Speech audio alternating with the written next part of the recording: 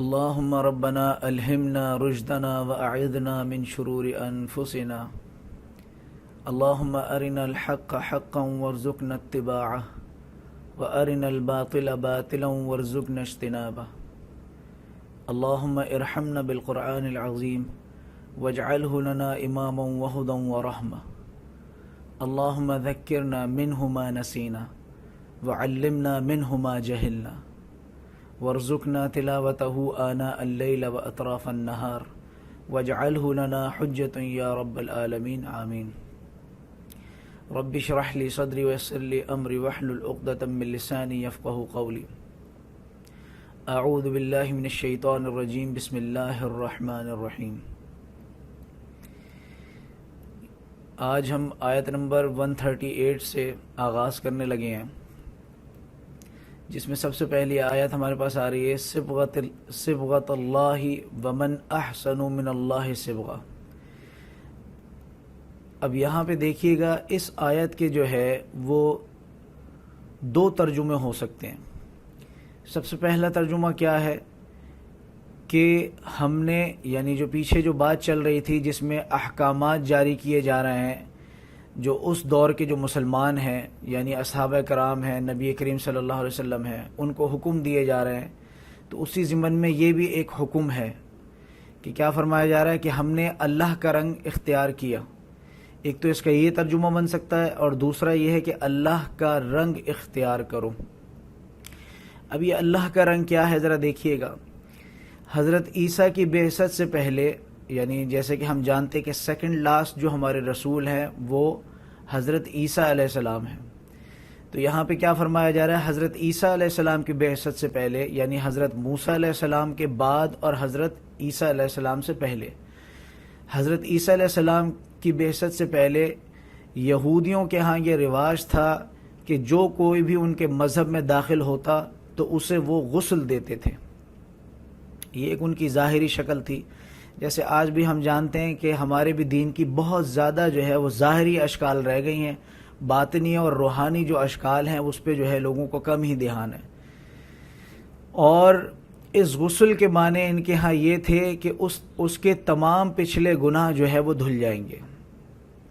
یعنی جب وہ غسل دیتے تھے اس کو، جو بھی شخص جو بھی ان کا عیسائی ہوتا تھا یا یہودی ہوتا تھا، تو اس کو وہ کیا کرتے تھے کہ اس کو وہ غسل دیتے تھے، اور ان کا عقیدہ یہ ہوتا تھا کہ تمام گناہ جتنے بھی ہیں وہ پچھلے جو ہے اس کے دھل جائیں گے. اور اس نے زندگی کا ایک نیا رنگ جو ہے وہ اختیار کر لیا. یہودیوں کے معاملات اس طرح کے تھے.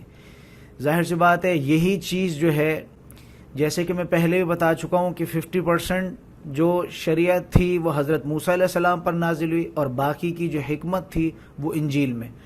یہی چیز جو ہے وہ ریپیٹ ہوئی ہے. پھر اس کے بعد یہی چیز بعد میں مسیحیوں نے، یعنی یہ مسیحی کون ہے، یہ عیسائی جن کو ہم کہتے ہیں کرسچنز، یہی چیز جو ہے بعد میں مسیحیوں نے اختیار کر لی. اس کے متعلق قرآن کہتا ہے، یعنی اس کے برعکس جو ہے یہ جو ظاہری شکل انہوں نے بنا رکھی ہے کہ وہ جو غسل دے رہے ہیں کر رہے ہیں، اس کے متعلق قرآن کہتا ہے ظاہری رسم میں کیا رکھا ہے، اصل جو رنگ ہے وہ تو اللہ تعالیٰ کا ہی رنگ ہے. تو یہاں اللہ تعالیٰ فرما رہے ہیں کہ اللہ کا رنگ اختیار کرو جو کسی پانی سے نہیں چڑھتا بلکہ اس کی بندگی کا طریقہ اختیار کرنے سے چڑھتا ہے.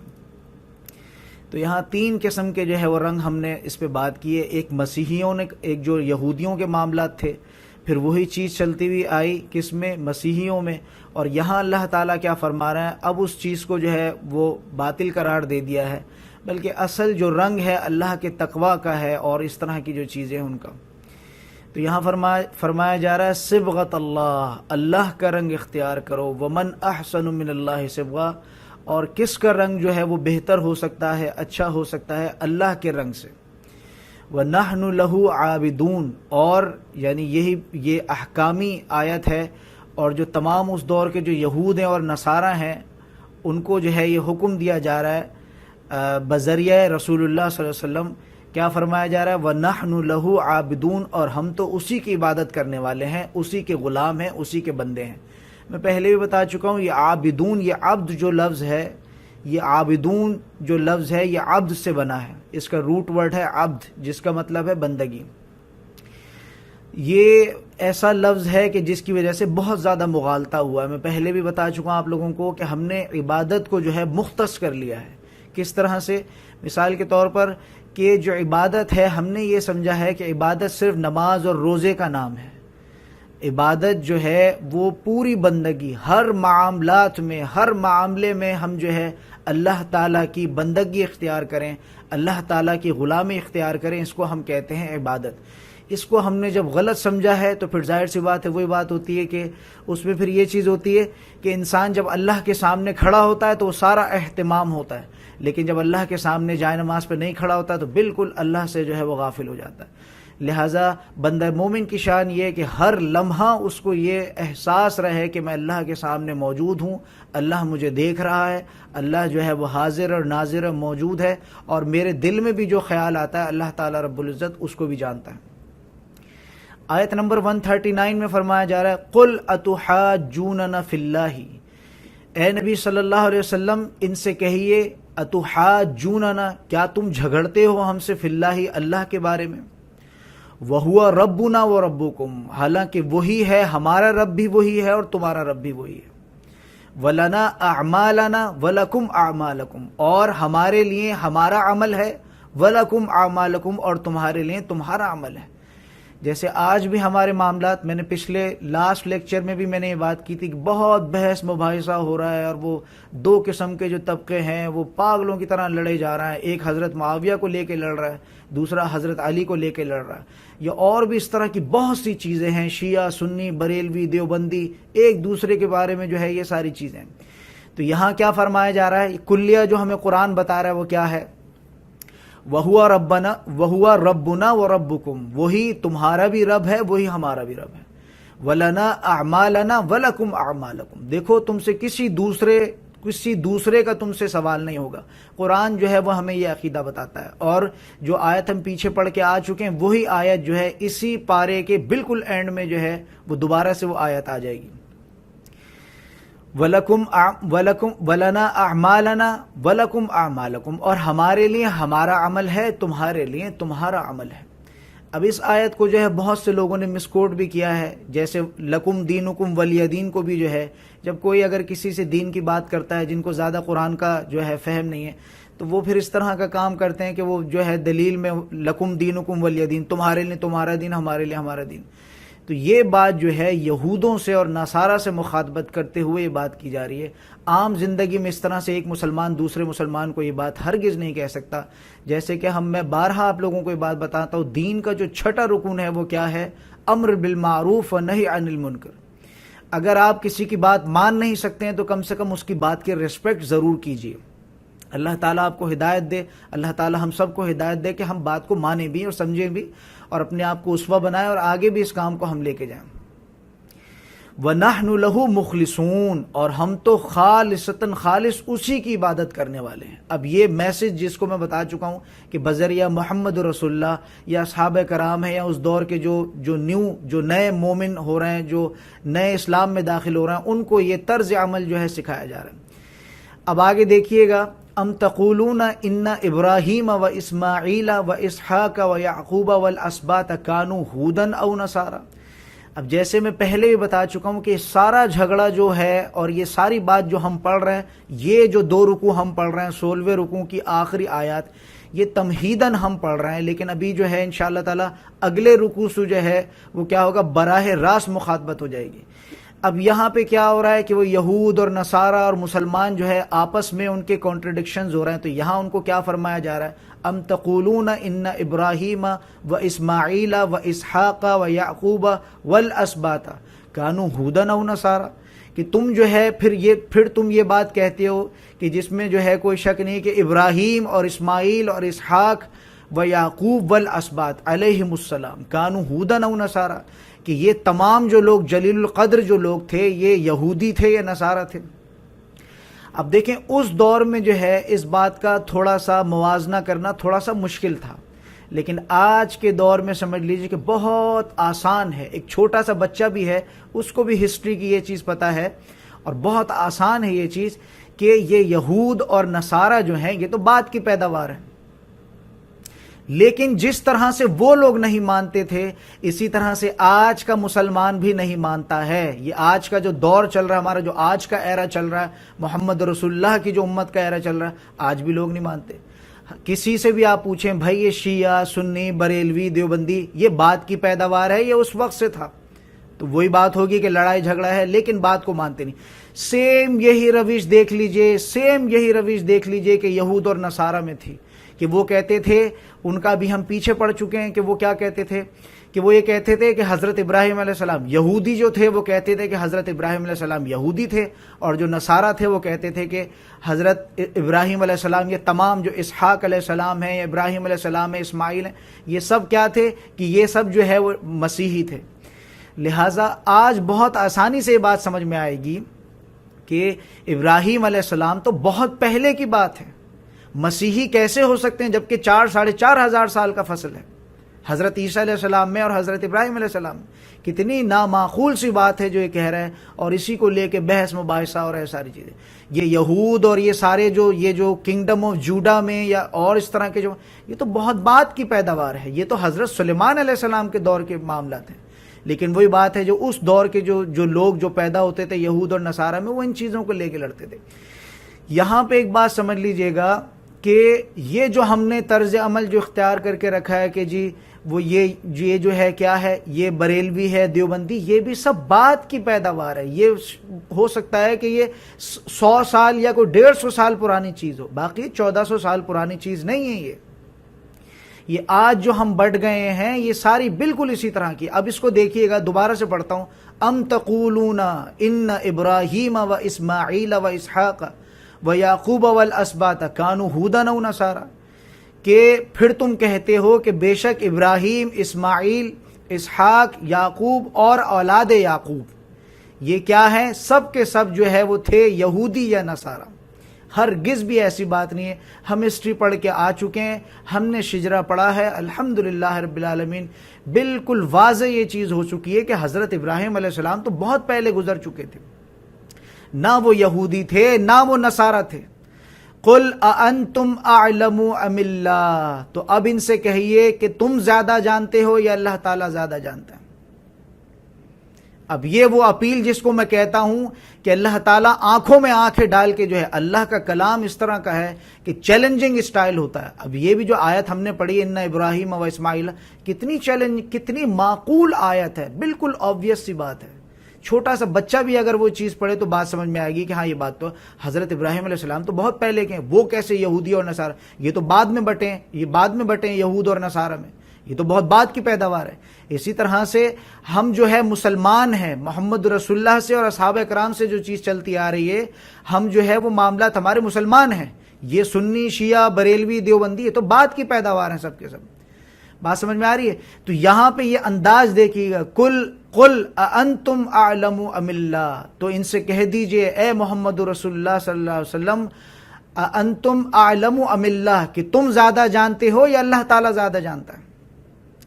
ومن اظلم ممن کتم شہادۃ عندہ من اللہ، تو اور کون ہے، اور کون بڑا ظالم ہے اس سے جو چھپائے وہ شہادت جو اس کے پاس اللہ کی طرف سے جو ہے وہ من اللہ، اللہ کی طرف سے بھیجی گئی. اب یہاں پہ دیکھیے گا آگے چل کے تو خیر بہت زیادہ بات ہونے والی ہے اس چیز پر، جو ہے بہت زیادہ بات ہونے والی ہے کہ یہاں کیا فرمایا جا رہا ہے، کتم شہادہ. اب یہ اکتمام شہادہ جو ہے، اس کو کیا ہے مطلب اس کا، کہ یہ شہادت جو ہے وہ چھپائے. تو یہاں پہ کیا بات ہو رہی ہے کہ اس سے بڑا ظالم کون ہوگا جو چھپائے اللہ تعالیٰ کی طرف سے جو گواہی جو اللہ تعالیٰ نے. اب یہاں پہ کیا بات ہو رہی ہے، یہاں پہ وہی بات ہو رہی ہے کہ انہوں نے تورات کو چھپایا. یعنی تورات میں جو احکامات تھے اگر طریقے سے بالکل ان کو سامنے رکھتے تو یہ محمد رسول اللہ کا جو کام ہے بہت آسان ہو جاتا. اگر تم بھی ان چیزوں کے انڈوزمنٹ پیش کرتے کہ نہیں یہ بالکل اللہ کے رسول ہیں، ہماری کتاب میں بھی یہ ساری چیزیں موجود ہیں اس طرح سے، اس میں کوئی شک شبہ، لیکن انہوں نے کیا کیا، انہوں نے اس شہادت کو چھپایا. اس سے محمد رسول اللہ کے لیے بہت زیادہ جو ہے معاملات خراب ہوئے. بات سمجھ میں آ رہی نہیں؟ تو فرمایا جا رہا ہے کہ ومن ازلم، اور اس سے بڑا ظالم کون ہوگا، اور کون بڑا ظالم ہے اس سے، ممن کتم شہادتن، کہ وہ جو ہے چھپائے، جو تورات کو جو انہوں نے چھپایا، میں بتا چکا ہوں. عندہ من اللہ، جو کہ پاس تھی اللہ کے پاس سے جو کتاب، جو شہادت آئی تھی. وَمَا اللَّهُ بِغَافِلٍ عَمَّا تَعْمَلُونَ. اور دیکھو یہ ساری حرکات جو تم کر رہے ہو، یعنی یہود اور نصارہ سے مخاطبت ہے. بہت سی آیات جو ہیں ہم پیچھے بھی پڑھ کے آ چکے ہیں، مخاطبت تو ان کی ہے مومنین سے، یا ایھا الذین آمنوا کر کے ہے، لیکن میں پہلے بھی بتا چکا ہوں یا تو اس کی مخاطبت ہے جو نیو ایمان جو لا رہے ہیں، جو نئے لوگ جو داخل ہو رہے ہیں وہ، یا پھر یہ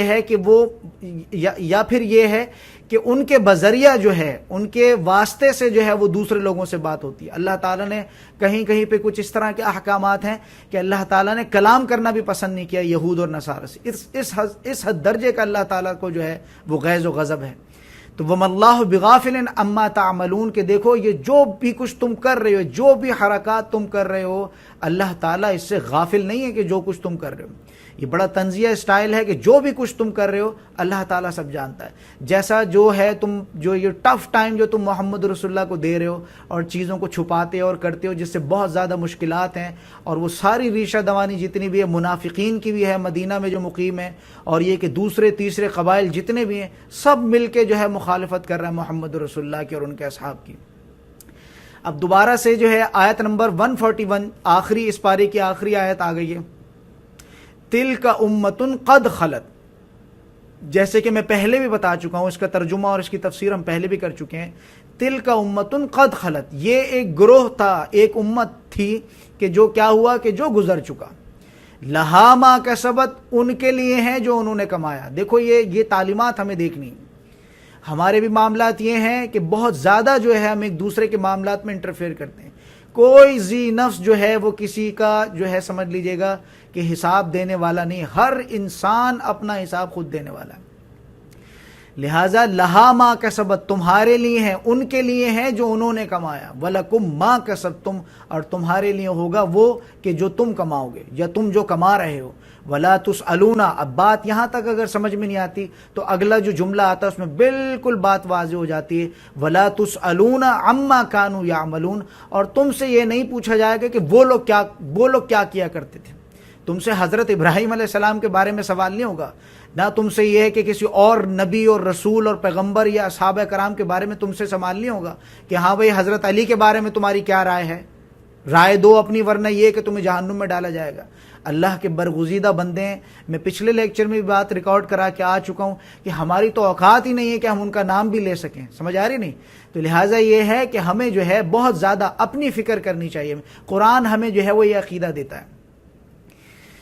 اب اس کے بعد دیکھیے گا، اب جیسا کہ میں پہلے بھی آپ لوگوں کو بتا چکا ہوں کہ یہ ساری بات جو ہے وہ تمہیداً ہو رہی ہے، لیکن اب یہاں سے جو معاملات آ رہے ہیں یہ آیت بنے گی ہماری دوسرے پارے کی تو پہلی آیت ہے، لیکن اگر کنٹینیوشن میں دیکھیں گے اس کو تو 142 آیت ہے.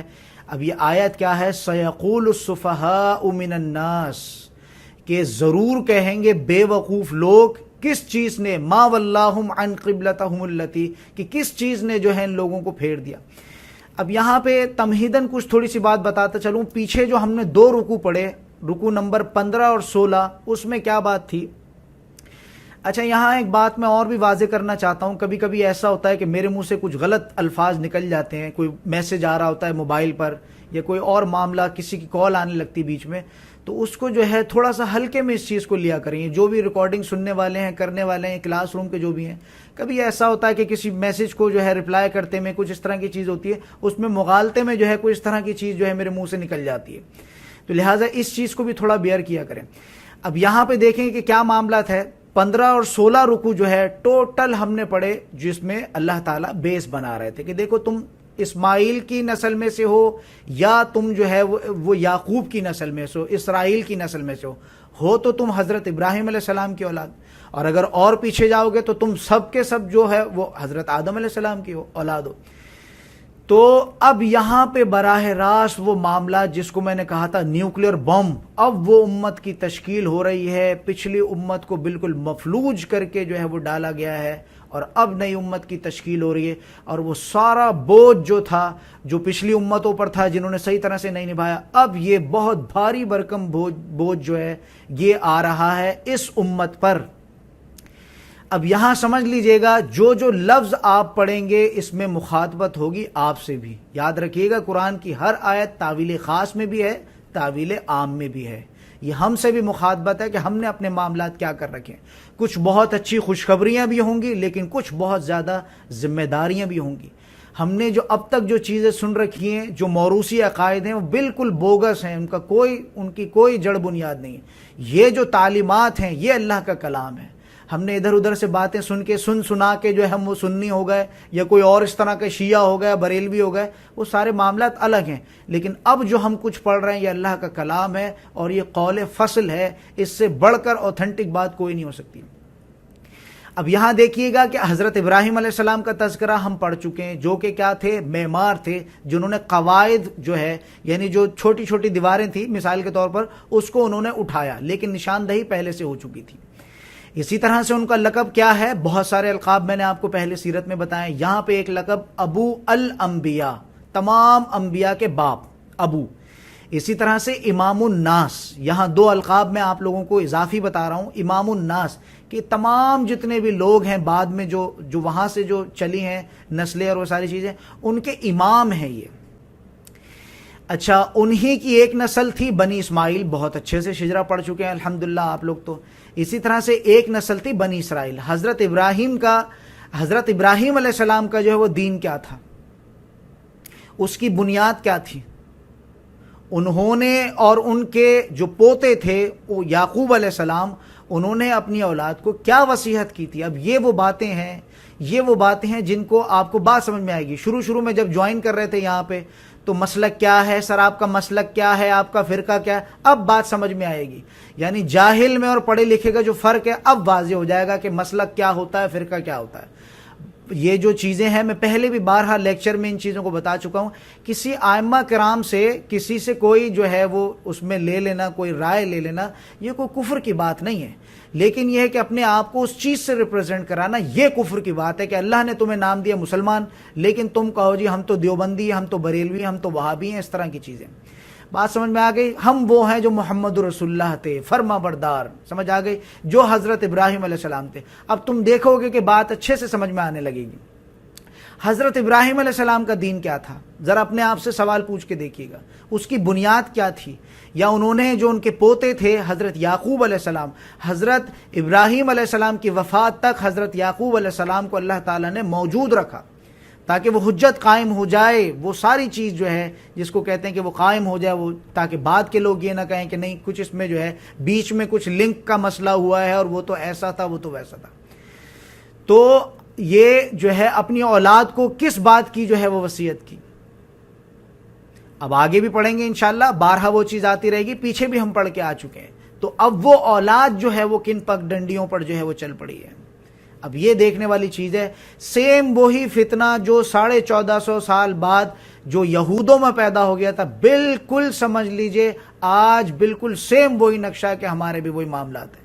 یعنی یہ سمجھ لیجئے کہ 1450 سال بعد جو یہودوں کے معاملات ہو گئے تھے کہ وہ بڑھ گئے تھے، 72-73 فرقوں میں بڑھ گئے اور انہوں نے بت پرستی شروع کر دی. سیم ہمارے معاملات بھی اسی طرح کے. ہم بت پرستی نہیں کرتے لیکن یہ کہ ہم قبر پرستی کر رہے ہیں. یعنی کچھ بدلی ہوئی ایڈوانس شکلیں ہیں. سمجھ آ رہی ہے؟ وہ لات منات عزا حبل ان کے جو ہے وہ بناتے تھے، اور ہمارے معاملات جو ہیں ہم جو ہے وہ آج کے جو صوفیاء کرام ہیں یا جو ہمارے جو ہے ان کی قبروں کو بنا کے ہم سجدہ کر رہے ہیں، وہاں پہ ہم رکوع کر رہے ہیں، نمازیں پڑھ رہے ہیں، ڈھول پٹ رہے ہیں اور سارے کام. تو یہ ہے کہ بالکل سیم وہی معاملات ہمارے بھی یہودوں کی طرح کے ہو گئے ہیں. اور جس کی دلیل میں آپ لوگوں کو پہلے بھی بتا چکا ہوں، پہلے بھی میں آپ لوگوں کو وہ حدیث جو ہے سنا چکا ہوں. آج ایک بار دوبارہ سے میں اس حدیث کو سنا دیتا ہوں. صحیح بخاری کی وہ حدیث ہے 3456. کتنا پیارا نمبر ہے اس کا، 3456. کہ تم نبی کریم صلی اللہ علیہ وسلم نے کیا فرمایا کہ تم لوگ پچھلی امتوں کے طریقوں کی قدم با قدم پیروی کرو گے. تم لوگ پچھلی، یہاں تک کہ اگر کوئی گو کے بل میں جو بڑی سی چھپکلی جو ہوتی ہے، گو جس کو کہتے ہیں، عموماً اسٹوڈنٹ مجھ سے سوال کرتے ہیں سر یہ گو کیا ہے؟ تو بڑی سی جو چھپکلی ہوتی ہے جو ایک دفعہ پکڑ لے تو پھر وہ چھوڑتی نہیں. تو وہ گو کے بل میں جو ہے پچھلی امت کے لوگ اگر گھسے تھے تو تم بھی اسی گو میں جو ہے تم گھس جاؤ گے. تو لہٰذا یہ بات اچھی طرح سے سمجھ لیجیے. ہمارے معاملات بھی یہ جو میں بار بار جو کمپیریزن کر رہا ہوں، یہ میں کوئی اپنی طرف سے یہ جرم نہیں کر رہا ہوں. یہ محمد رسول اللہ نے کمپیریزن کیا ہے. تو لہٰذا یہ نہ سمجھیے گا کہ سر جو ہے وہ ہماری اتنی اچھی امت ہے اور اس کو سر، یہ سارے معاملات محمد رسول اللہ جو ہے ان چیزوں کو بتا کر گئے ہیں. جو اللہ تعالیٰ نے کو عطا کیا علم، وہ ساری چیزیں. تو ہمارے معاملات بھی بالکل اسی طرح کے ہیں جس طرح کے اس دور میں بھی یہ سارے معاملات ہوتے تھے، بے حیائی اور فحاشی کے معاملات، جس میں عورت کو صرف ایک سامان کی طرح استعمال کیا جاتا، نچا لو، کر لو، اس طرح کی چیزیں، عورت کا جو ہے وہ ڈانس کرا لو، یہ ساری چیزیں آج بالکل اسی طرح کا ہے. ہر معاملہ ہمارا آج بالکل یہودوں کی طرح ہو کے رہ گیا. اگر دیکھو گے، انٹروسپیکشن کرو گے، بہت ساری چیزیں ایسے سمجھ لو کہ وہ ہماری شادیاں، ہماری میتوں کے طریقہ کار، سارے طریقہ کار ہمارے یہود اور نصارہ والے ہو کے رہ گئے. تو اب یہاں پہ دیکھیے گا یہ سارے معاملات کیوں ہوئے. اس کا جو مرض ہے، اب اس کا علاج بھی سن لیجئے. اس کا علاج یہ ہے کہ ہم نے قرآن کو چھوڑ دیا. ہم نے صرف مولویوں کی باتوں پر جو ہے وہ ہم نے دیکھا کہ یہ مولوی کیا کہہ رہا ہے، وہ مولوی کیا کہہ رہا ہے، لال داڑھی والا مولوی کیا کہہ رہا ہے، ہری پگڑی والا مولوی کیا کہہ رہا ہے، سفید امامے والا، یہ ہمارے نظریات ہو گئے. ہم قرآن اور حدیث کو چھوڑ چکے ہیں. اب ظاہر سی بات ہے پروفیشن بن گیا، ہم نے خود پڑھا بھی نہیں، ہمیں خود سمجھ میں بھی نہیں آتی اس کی. اور کچھ یہ ہے کہ مولویوں کا بھی یہ جو ہے وہ علماء سو جس کو کہتے ہیں، علماء سو جس کو کہتے ہیں، ان کے بھی یہ معاملات ہیں کہ وہ ڈرا کے کہ نہیں جی قرآن نہیں پڑھ سکتے، نہیں کر سکتے. آپ لوگ بھی الحمدللہ رب العالمین قرآن پڑھ رہے ہیں، اچھی گرپ بنتی جا رہی ہے، بات سمجھ میں آتی جا رہی ہے. تو یہاں پہ جو اشارہ ہے وہ کیا ہے؟ اب وہ اولاد جو ہے وہ کن پگ ڈنڈیوں پر چل پڑی ہے. جیسے آج ہم بھی جو ہے وہ کن پگ ڈنڈیوں پر چل پڑے ہیں. کوئی شیعہ ہے، کوئی سنی ہے، کوئی وہابی ہے. دیکھو یہ شیعہ، سنی، وہابی، دیوبندی، یہ سارے مسلک کی جو جڑ جو نکل سکتی ہے نا، جو سولوشن نکل سکتا ہے وہ یہ کہ ہم قرآن پر اکتفا کر لیں. کم سے کم اگر ہم قرآن کے ترجمے کے اوپر اگر ہم اکتفا کر لیں تو میں سمجھتا ہوں کہ آج امت ایک ہو سکتی ہے. تفسیر میں پھر وہی بات آئے گی کہ کچھ نہ کچھ جو ہے اس میں وہ آگے پیچھے بات ہو جائے گی. لیکن کم سے کم اگر ہم قرآن کے ترجمے کے اوپر بھی اگر کر لیں، بہت کم چیز بتا رہا ہوں ایسے میں، یعنی لیسٹ تھنگ جو ہے وہ یہ ہے کہ اگر ہم قرآن کے ورڈ ٹو ورڈ قرآن کے ترجمے پہ اکتفا کر لیں کہ ہم اس پہ ڈٹیں گے اور اس پہ کریں گے، تو یہ کہ ہمارے شیعہ، سنی، بریلوی سے تو ہم باہر نکل کے آ سکتے ہیں. باقی یہ کہ جب تفسیر پہ پڑھیں گے تو ایمان کی وہ حالت جاگے گی ہمارے اندر، اور سارے زندگی کے جو معاملات ہیں وہ اچھے ہوں گے. تو یہ سارا جو بگاڑ پیدا ہوا ہے شیعہ، سنی، بریلوی، یہ ساری وجوہات اس کی یہ ہیں کہ ہم نے دین کو پروفیشن بنا دیا ہے. شروع میں ایسا ہوتا ہے کہ بچوں کو حفظ کرایا جاتا ہے اور پھر وہ سارے کام، کوئی ہنر ان کے پاس ہوتا نہیں ہے. اس کی وجہ سے یہ ہوتا ہے کہ پیٹ تو پالنا ہے. اب اس میں یہ ہوتا ہے کہ وہ دین سے ہی پیسہ کمانا شروع کر دیتے ہیں. یہ بہت بڑا جرم ہے جو والدین کرتے ہیں. ان کو چاہیے کہ دین جو ہے اس کو ایک سیکنڈری چیز اس کو رکھیں. آپ اپنے بچوں کو ڈاکٹر بنائیے، انجینئر بنائیے، تاکہ وہاں سے پیسہ کما کے دین پر وہ پیسہ لگائیں، نہ کہ یہ کہ دین سے پیسہ کمائیں. یہ بہت بڑا جرم ہے. یہ دین سے لوگ پیسہ کما رہے ہیں. لہٰذا یہ چیز ہونا چاہیے کہ آپ اچھا پروفیشن ہو. اگر انفرادی طور پہ میں بات کر رہا ہوں، لاکھوں لوگ ہیں، کوئی تنظیم بن گئی تو ظاہر سی بات ہے وہاں تو انسان ایسا نہیں ہوگا کہ ساری سیلری اٹھا کے اپنی وہاں لگا دے. بات سمجھ آ رہی نہیں؟ لیکن انفرادی طور پر یہ چیز ہونا چاہیے کہ انسان کسی پروفیشن سے اپنا پیسہ کمائے، اپنی 2 وقت کی روٹی چلائے، اور دین کی جو ہے وہ فری آف کاسٹ انسان جو ہے وہ کیا کرے، خدمت کرے. لیکن ہمارے یہاں بالکل، اور اس میں بھی جرم میں سمجھتا ہوں کہ والدین کا ہے. انہوں نے جو ہے وہ اس طرح کے معاملات کیے ہیں کہ انہوں نے صرف قرآن حافظ بنا دیا بچے کو. اب ان کو لگ رہا ہے کہ وہ تو ساری گاڑی اسی سے چلے گی. اب وہ بچہ جو ہے وہ ڈھونڈتا پھر رہا ہے جی کہاں میں اتنے بچے مل جائیں، اتنی 4 بچوں کو پڑھا رہا ہوں تو 2000 مل رہا ہے. تو یہ ساری چیز جو ہے پروفیشن ہم نے خود بنایا ان چیزوں کو. لہٰذا ان چیزوں سے نکلنے کے وقت ہے، اور آگے بہت زیادہ جو ہے وہ ایڈوانس دور ہے. تو لہٰذا اپنے بچوں کو یہاں نصیحت بھی کروں گا، اپنے بچوں کو آپ حافظ قرآن بنائیے، عالم بنائیے، لیکن اس کے ساتھ ساتھ کوئی ہنر بھی ان کے پاس ہو کہ وہ دین کو پیسہ کمانے کی چیز نہ سمجھ لیں. اگر یہ کام آپ نہیں کرتے ہیں تو یہ جو سارے معاملات چل رہے ہیں یہ معاملات بھی آگے چلیں گے. تو یہ پگ ڈنڈیوں پہ جو ہم جو مڑ گئے ہیں اس کو دیکھیے گا. اب تحویل قبلہ پر جو ہے پورے 2 رکوع آگے آ رہے ہیں. اس سے بسا اوقات یہ خیال پیدا ہوتا ہے، اور میرے دل میں بھی جو ہے فرسٹ ٹائم یہ خیال پیدا ہوا جب میں پہلی بار سن رہا تھا تفسیر وغیرہ. وہاں مجھے ہوا کہ تحویل قبلہ جو ہے اس میں اتنی زیادہ بات اللہ تعالیٰ نے کیوں کی ہے کہ 2 رکوع پہلے جو ہے وہ اس میں تمہیداً بات ہو رہی ہے، پھر اس کے بعد جو ہے، لیکن جیسے جیسے انسان قرآن کو پڑھتا ہے بات مزید کھلتی جاتی ہے. تو شد و مت کے ساتھ بھی آ رہا ہے یہ ذکر اور تکرار کے ساتھ بھی آ رہا ہے. کچھ آیتوں کا ترجمہ جب میں کروں گا تو آپ کو لگے گا جیسے ہی تو بالکل ترجمہ سر جو ہے وہ دوبارہ یہ بات آ رہی ہے, تکرار کے ساتھ آ رہا ہے. یہ 2 رکوع میں یہی چیز جو ہے بار بار وہی چیز آ رہی ہے, بار بار وہی چیز گھوم کے آ رہی ہے. تو یہ سارے معاملات ہیں. اب اس میں دیکھیے گا, اصل میں اس کو یوں سمجھیے گا کہ ایک خاص مذہبی جو ذہنیت ہوتی ہے, خاص مذہبی جو ذہنیت ہوتی ہے, اور وہ مذہبی ذہنیت جو ہے یہ ہوتی ہے کہ عمل کا جو ظاہری جو شکل ہوتی ہے, یعنی ہمارے یہاں بھی یہ ہے کہ آج جو ہے ہر عمل کی کوئی ظاہری شکل ہے, باطنی شکل تو میں بتا چکا ہوں. انسان کو اللہ تعالیٰ نے 2 فورسز سے ملا کر بنایا. اب وہ ایک ہی فورس ہمارے نظر میں رہ گئی ہے جو کہ جسم ہے, ساری بھاگ دوڑ اسی کے لیے ہوتی ہے, روحانیت کا کوئی کانسیپٹ ہی نہیں رہا ہے ہم لوگوں میں. تو یہاں پہ کیا ہے کہ مذہبی ذہنیت جو ہوتی ہے نا, یہ کیا ہوتی ہے, وہ مذہبی ذہنیت یہ ہوتی ہے کہ اعمال کے ظاہر پر ان کی توجہ زیادہ مرکوز ہو جاتی ہے, اعمال کی جو روح ہے اس پر زیادہ توجہ نہیں ہوتی. عوام الناس کا معاملہ یہی ہو جاتا ہے. یہ سارے معاملہ جو ہوتے ہیں عوام الناس کے, جو عام جو لوگ ہیں, ان کا ظاہری شکل یہ ہو جاتی ہے کہ مثال اس کی دوں گا میں. آج کے دور میں جو بہت بڑی چیز ہے وہ کیا ہے, یعنی کسی نے اگر خاکہ بنا دیا محمد رسول اللہ کا تو بہت زیادہ قیامت آ جاتی ہے پوری دنیا میں. سمجھ آ رہی ہے, پوری دنیا میں جو ہے وہ بھگدڑ مچ جاتی ہے کہ ایسے ہو گیا ویسے ہو گیا. لیکن یہ ہے کہ وہ جو دین کا جو ٹھٹا بن رہا ہے, باطنی اعتبار سے جو دین کا ٹھٹا بن رہا ہے, اس پہ جو ہے کسی کی کان پہ جو ہے جوں نہیں رینگتی. بہت بڑا طبقہ ہے ہمارے پاکستان کا جو مزار پرستی اور قبر پرستی کرتا ہے, اس کے بارے میں کچھ بھی نہیں. ظاہری شکل میں جو ہے وہ کیا ہو گیا کہ ظاہری شکل میں تھوڑا سا بھی اگر وہ آ جائے کہ کسی نے رفع دین کر دیا یا کسی نے آمین بالجہر کہہ دیا کسی اور کی مسجد میں جا کے, تو یہ کہ بہت بڑا, تو یہ تو کوئی اور ہی مخلوق آ گئی ہماری مسجد میں, یہ اس نے کیسے آمین بالجہر بہت زیادہ آواز میں, بلند آواز اس نے کہہ دیا. اب اس طرح کی جو ذہنیت ہوتی ہے, اس کا نتیجہ پھر یہ نکلتا ہے کہ اگر عبادات کی ظاہری شکل میں کوئی فرق آ جائے تو بہت بڑا مسئلہ دکھائی دیتا ہے.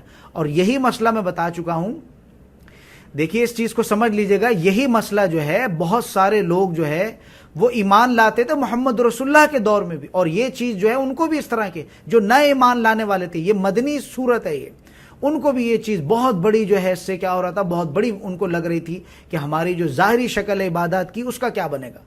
یعنی یہ قبلہ جو چینج ہو رہا ہے, پہلے ہم جو ہے مکہ میں جب تھے تو ہم مکہ میں جو تھے ہم, تو وہاں معاملات تو خیر یہ تھے کہ اس میں یہ معاملات تھے کہ ایک طرف کھڑے ہوتے تھے تو سامنے خانہ کعبہ بھی آتا تھا اور اسی کے سامنے جو ہے مسجد اقصی بھی آتی تھی. مکہ میں اگر آپ رکن یمانی سے لے کر اور حجر اسود تک کے بیچ کے ایریا میں اگر آپ کھڑے ہو کے نماز پڑھتے ہیں, میں نے لاسٹ ٹائم جو وہ تصویر بھی شیئر کی تھی, تو وہ اسی مقصد سے شیئر کی تھی کہ آپ تھوڑا اس کو دیکھ لیجئے گا. وہاں اگر آپ کھڑے ہو کے نماز پڑھتے ہیں تو دونوں قبلوں کی جو ہے آپ کی پیروی ہو جائے گی. یہی کام جو ہے محمد رسول اللہ بھی کرتے رہے کہ وہاں کھڑے ہو کے نماز پڑھتے تھے, تو وہ چیز جو ہے اتنی زیادہ اجاگر نہیں ہوئی. لیکن مسئلہ کہاں ہوا, جب مدینے میں آئے ہیں تو مدینہ جو ہے یہ سینٹر ہے. اب اگر جو ہے وہ کعبے کی طرف رخ کرتے ہیں تو مسجد اقصی پیٹھ کی طرف ہو جاتی ہے, اور اگر یہ جو ہے کہ اگر آپ جو ہے مسجد اقصی کی طرف پیٹ کرتے ہیں, مسجد اقصی کی طرف جو ہے آپ وہ کرتے ہیں, اپنا رخ کرتے ہیں, تو خانہ کعبہ پیٹ پہ ہو جائے گا. یہ بہت بڑا فتنہ اٹھ گیا اس دور کا کہ اب کیا ہوگا جی, کیا معاملات ہیں. 16 مہینے جو ہے محمد رسول اللہ نے, جب تک اللہ تعالیٰ رب العزت کی جو ہے وہ وحی نہیں آئی, تب تک محمد رسول اللہ نے اسی قبلے کی پیروی کی ہے.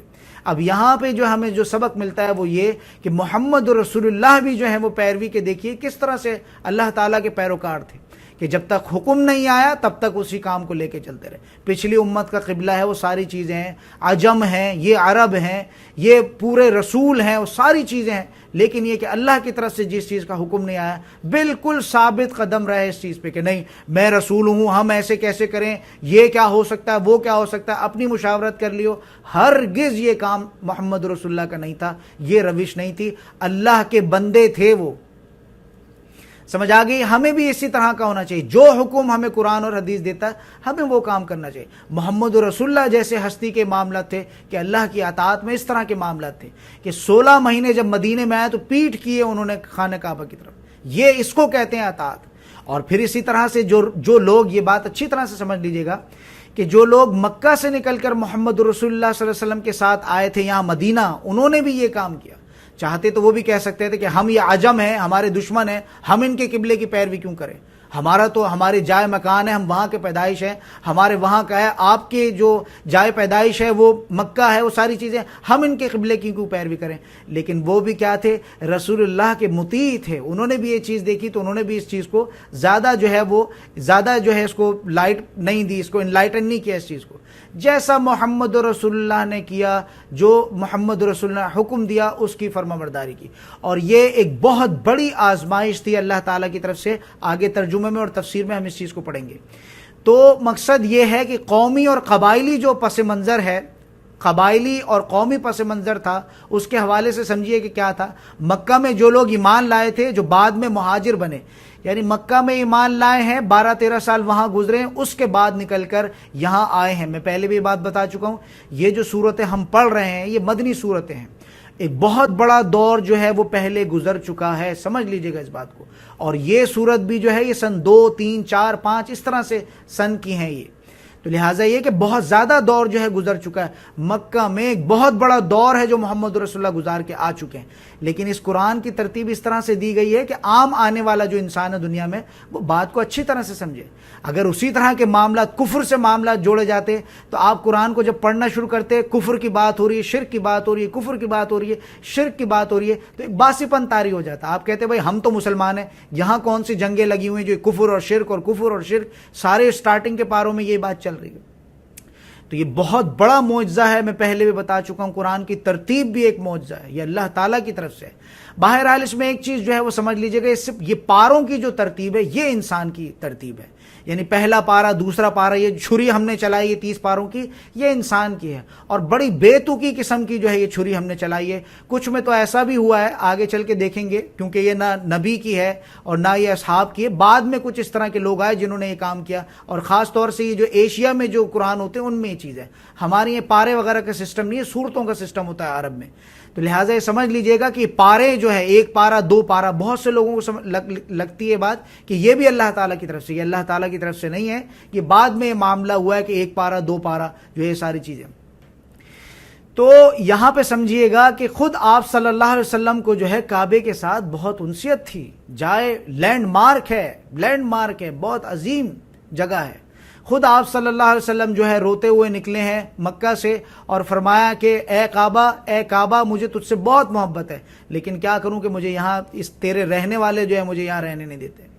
تو مدینہ میں آپ نے جو ہے وہ رخ بدل دیا۔ اس کے برعکس جو ہے جب تک آپ صلی اللہ علیہ وسلم مکہ میں تھے تو رکن یمانی اور حجر اسود کے سامنے والی سائڈ پہ کھڑے ہو کر نماز پڑھتے تھے، تو اس سے کیا ہوتا تھا؟ استقبال القبلتین، ایک وقت میں 2 قبلوں کی جو ہے پیروی ہو جاتی تھی۔ وہاں یہ اتنا مسئلہ اجاگر نہیں ہوا، لیکن یہ مسئلہ بعد میں ہوا کہ وہ ساری چیزیں، اب یہ ایک ہی وقت میں جو ہے کیا ہو گیا کہ 2 قبلوں کی طرف رخ ہو گئے۔ لیکن مدینہ میں آ کر مسلمان جو ہے، اب مدینہ میں آ کر کیا ہوا کہ معاملہ جو ہے تھوڑا سا بدل گیا۔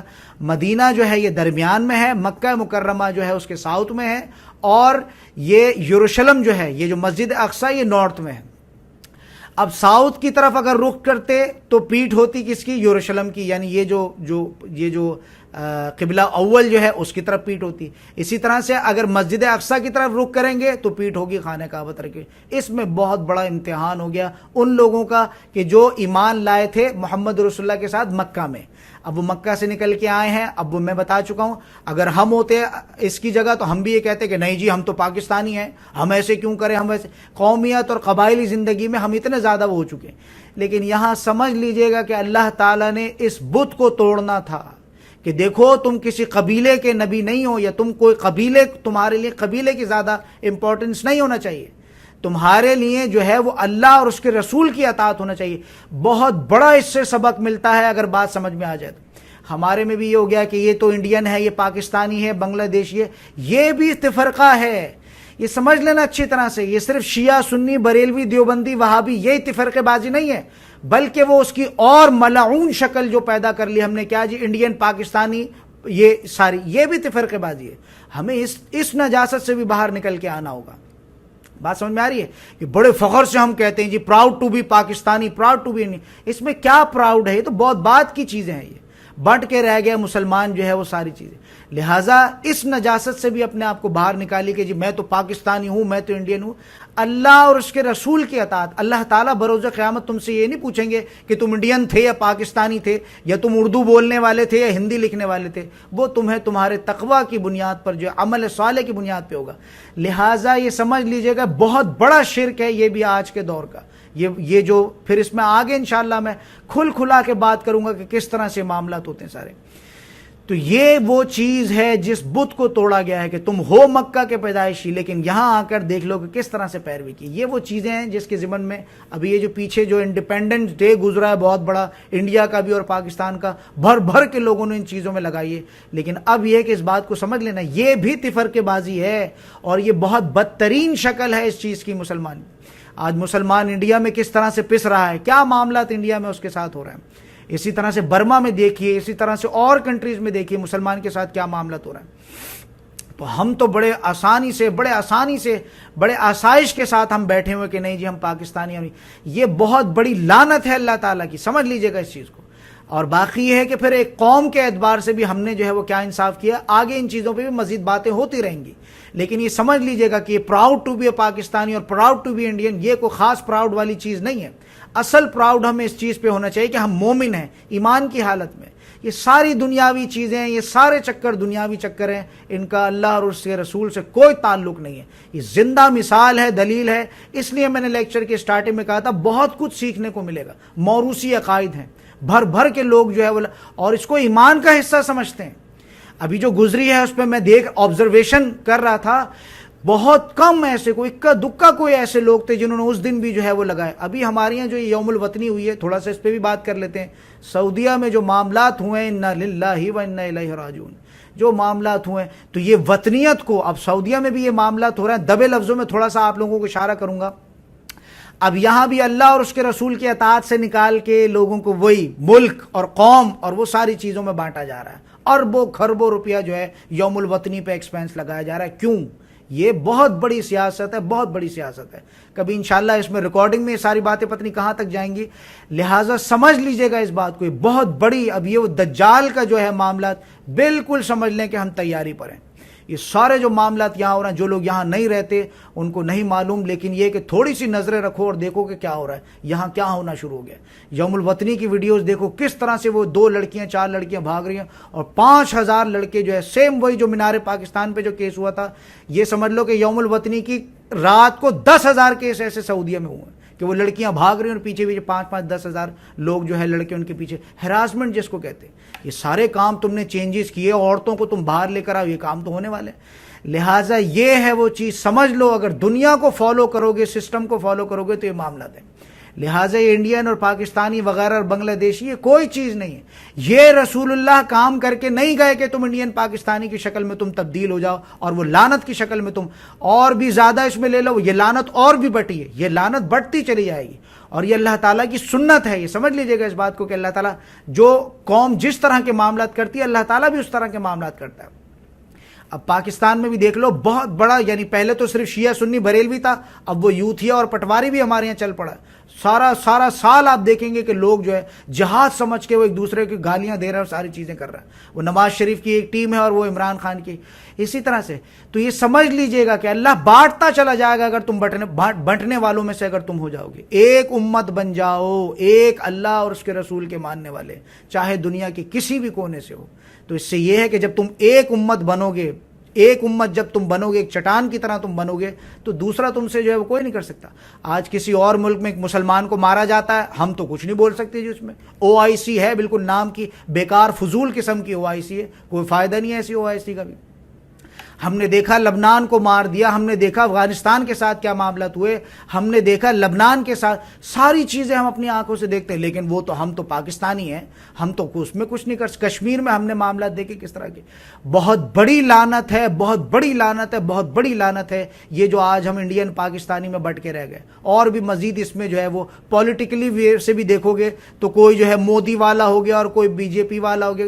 یہ ساری چیزیں کیا ہیں؟ یہ ہیں وہ چیزیں جو عذاب کے کوڑے اللہ تعالیٰ کے پڑ رہے ہیں. لہٰذا صرف مسلمان ہیں ہم، شیعہ نہیں، سنی نہیں، بریلوی نہیں، دیوبندی نہیں، وہابی نہیں، ہم انڈین نہیں، پاکستانی نہیں، صرف مسلم ہیں، مسلمان ہیں، اللہ اور اس کی رسول کی اطاعت کرنے والے ہیں۔ یہ نظریہ جب ہمارا بنے گا، ہماری زندگی میں ہماری سارے سدھار ہماری زندگی میں پیدا ہو جائیں گے۔ کوئی مسلمان ہے، انڈیا سے ہو یا پاکستان سے ہو۔ میں نے کبھی بھی اپنی جتنا بھی نیٹ ورک ہے، کبھی میں نے الاؤ نہیں کیا کہ کوئی اس طرح کی بات کرے کہ آپ کہاں سے ہیں۔ کبھی ایسا ہے جغرافیکلی اگر جیسے ٹائم وغیرہ کے ڈفرینس ہے، اس میں کسی نے پوچھ لیا تو پوچھ لیا، ادروائز میں نے کبھی الاؤ نہیں کیا کہ آپ یہ انڈین اور پاکستانی والا تعصب جو اپنے اندر رکھیں۔ سب مسلمان ہیں، ہر انسان کی تخلیق اللہ تعالیٰ کرتے ہیں۔ اب یہاں پہ دیکھیے گا جو میں بتا رہا تھا کہ بہت بڑا چینج آ رہا ہے، وہ کیا ہے؟ سیقول السفہاء۔ اب یہ تشکیل ہو رہی ہے ایک نئی امت کی، ایک ذمہ داری آ رہی ہے، اب اس کو سمجھیے گا۔ اور اس میں کیا ہے کہ سیقول السفہاء، کہ ان قریب جو ہے ضرور کہیں گے بے وقوف، یعنی یہ یہود اور نصارہ، من الناسی، لوگوں میں سے، کہ وہ یہی لوگوں سے مراد یہ ہے کہ یہ یہود اور نصارہ۔ سیقول السفہاء من الناس، کہ ضرور کہیں گے بے وقوف کہ لوگوں میں سے، ما ولاہم، کس چیز نے ان کو پھیر دیا، ان قبلتہم اللتی، کہ جس قبلے پر یہ پہلے تھے۔ اب کیا ہو گیا ان کو؟ 16 مہینے نماز بھی پڑھتے رہے، سب کچھ ہوا، مکہ سے آئے، اب ان کو جو ہے کس چیز نے ان کو پھیر دیا؟ کانو علیہا، جس چیز پر یہ تھے۔ اب سب سے پہلی چیز سمجھ لیجئے گا کہ یہاں جو بت توڑا جا رہا ہے وہ کیا ہے۔ پھر دیکھیے گا بہت زیادہ آیات میں بھی کھل کے میری باتوں کی تصحیح آپ کو ملے گی۔ کیا؟ قل للہ المشرق والمغرب، کہہ دیجئے، نبی کریم صلی اللہ علیہ وسلم کو حکم دیا جا رہا ہے۔ اور میں قل کے بارے میں پہلے بھی اپنے لیکچرز میں ریکارڈ کرا کے آ چکا ہوں، دوبارہ بتا دیتا ہوں اس بارے میں۔ یہ قل جو ہے تعویل خاص اور تعویل عام دونوں میں ہے۔ قل سے مراد یہ ہے کہ آپ کہہ دیجئے محمد رسول اللہ، محمد رسول اللہ نے اپنی اس ڈیوٹی کو بہت اچھے سے نبھایا۔ اب یہ قل جو ہے تعویل عام میں یہ ہم سے مخاطبت ہے، لہٰذا قل جو ہے، جب بھی قل آئے گا سمجھ لیں کہ یہ تو آپ سے بات ہو رہی ہے۔ بات سمجھ میں آگے نہیں؟ تو قل سے مراد ہے تعویل خاص میں محمد رسول اللہ جو داعی تھے، اور اب جو داعی پیدا ہو رہا ہے ان سے۔ تو قل للہ المشرق والمغرب، اب یہ ذمہ داری ہمارے اوپر بھی آ چکی ہے۔ جیسے قل هو اللہ احد، اب اس کے آگے قل کیوں لگا اللہ تعالیٰ نے؟ اسی لیے کہ تم بھی کہو، یعنی هو اللہ احد جو ہے وہ کافی تھا، اس کے ساتھ کل کیوں جوڑا گیا؟ میں بہت پریشان ہوتا تھا اس چیز کو لے کے کہ هو اللہ احد سے شروع ہونا چاہیے، کل کیوں لگایا؟ لیکن جب تفسیر وغیرہ پڑھی تو بات سمجھ میں آیا، بہت بڑی ذمہ داری ہے یہ تو۔ بات سمجھ میں آ رہی ہے؟ اگر جملے کے اعتبار سے دیکھیں گے، کہہ دیجئے، کون کہہ دے، کس سے کہہ دے، کیا کہہ دے، کیوں کہہ دے، لیکن یہ کہ بہت بڑی ذمہ داری ہے۔ قل جہاں پہ بھی آتا ہے سمجھ لیجئے گا کہ یہ آپ کی ذمہ داری ہے، اور آپ کے اس سے جو ہے وہ آپ کا باز پرس ہوگا، اس سے آپ سے پوچھ تاچھ ہوگی اس بارے میں کہ ہم نے تمہیں یہ حکم دیا تھا، کہو لوگوں سے تم نے اس بات کو کہا کہ نہیں۔ قل هو اللہ احد، محمد رسول اللہ تو بہت اچھے سے ڈنکے کی چوٹ پر کہہ کے گئے، یہود اور نصارہ کی حکومتوں کے بیچ میں کہہ کے گئے، ہم کتنا کہنے والے؟ ہمارے معاملہ تو اس کے بالکل برعکس ہیں۔ ہم تو میری کرسمس اور وہ سارے جو معاملہ دھجیاں اڑتی ہیں، اور مسلمان بھی جو ہے وہ یہود اور نصارہ کے نقش قدم پہ چلتا ہے، ہمارے تو معاملات انا للہ و انا الیہ راجعون یہ ہیں۔ بات سمجھ میں آ رہی نہیں؟ تو یہاں کیا فرمایا جا رہا ہے؟ قل للہ المشرق والمغرب، کیٹاگوریکل جس کو کہتے ہیں ڈینائل، کہ اے محمد رسول اللہ ان سے کہہ دیجئے کہ للہ المشرق والمغرب، اللہ کے لیے ہی ہے مشرق اور مغرب۔ اور میں پہلے بھی بیان کر کے آ چکا، بہت ڈیٹیل میں بتا چکا ہوں پچھلے لیکچر میں، دوبارہ اس کو اتنی ڈیپتھ میں نہیں جاؤں گا کہ مشرق اور مغرب اور یہ شمال اور جنوب اور یہ گیلیکسیز اور سپر گیلیکسیز اور کلسٹر، یہ سب ملا کر مچھر کے پر کے برابر نہیں ہے۔ اب بات دیکھو کتنی آسان ہو جاتی ہے۔ تو اللہ تعالیٰ تو اب اللہ کے سامنے جب وہ مچھر کے پر کے برابر نہیں ہے تو پھر مشرق اور مغرب میں اللہ تعالیٰ کیسے قید ہو سکتے ہیں؟ بات سمجھ میں آ رہی نہیں؟ تو یہ ساری چیزیں جو انسان کی بنائی ہوئی ہیں، لیکن ایک ڈائریکشن ہے، ایک قبلہ ہے تمہارا، ایک تمہارا قبلہ ہے کہ تم جو ہے اس میں یہ نہ ہو کہ کہیں منہ کر رہا ہے، دوسرا کہیں منہ کر رہا ہے، تیسرا ایسا نہ ہو، بلکہ ایک یکسانیت ہے۔ یہ ہم جو قبلے کی طرف رخ کرتے ہیں تو اس کا مطلب یہ نہیں کہ قبلے کی طرف جو ہے اللہ تعالیٰ نہیں۔ بہت سے لوگ یہ کہتے ہیں اس طرف پیر نہ کرو، اس طرف یوں نہ کرو، اس طرف یوں نہ کرو، لیکن اس کی تعظیم میں کچھ چیزیں جو ہمیں ملتی ہیں وہ یہ ہے، بیت الخلاء کے جو معاملات ہیں، بیت الخلاء کا جو رخ ہے، جو معاملات ہے، رفع حاجت ہے، اس میں وہ چیز نہیں ہونا چاہیے۔ اور دوسرا چیز یہ تھوکنا وغیرہ جو ہونا چاہیے، اس میں محمد رسول اللہ نے منع کیا۔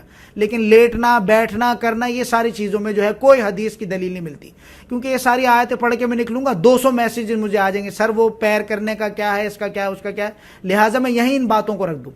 لہٰذا سمجھ لیجئے گا اللہ تعالیٰ مشرق اور مغرب سے مبرہ ہے، وہ ایسا نہیں کہ مشرق میں ہے اور مغرب میں نہیں، وہ تو ہر طرف ہے، قل للہ المشرق والمغرب، لیکن اس کا ایک ظاہری شکل ہے کہ اللہ تعالیٰ نے اس کو قبلہ قرار دیا ہے، ڈائریکشن ہے کہ تاکہ اس لیے کہ تم بنٹ نہ جاؤ۔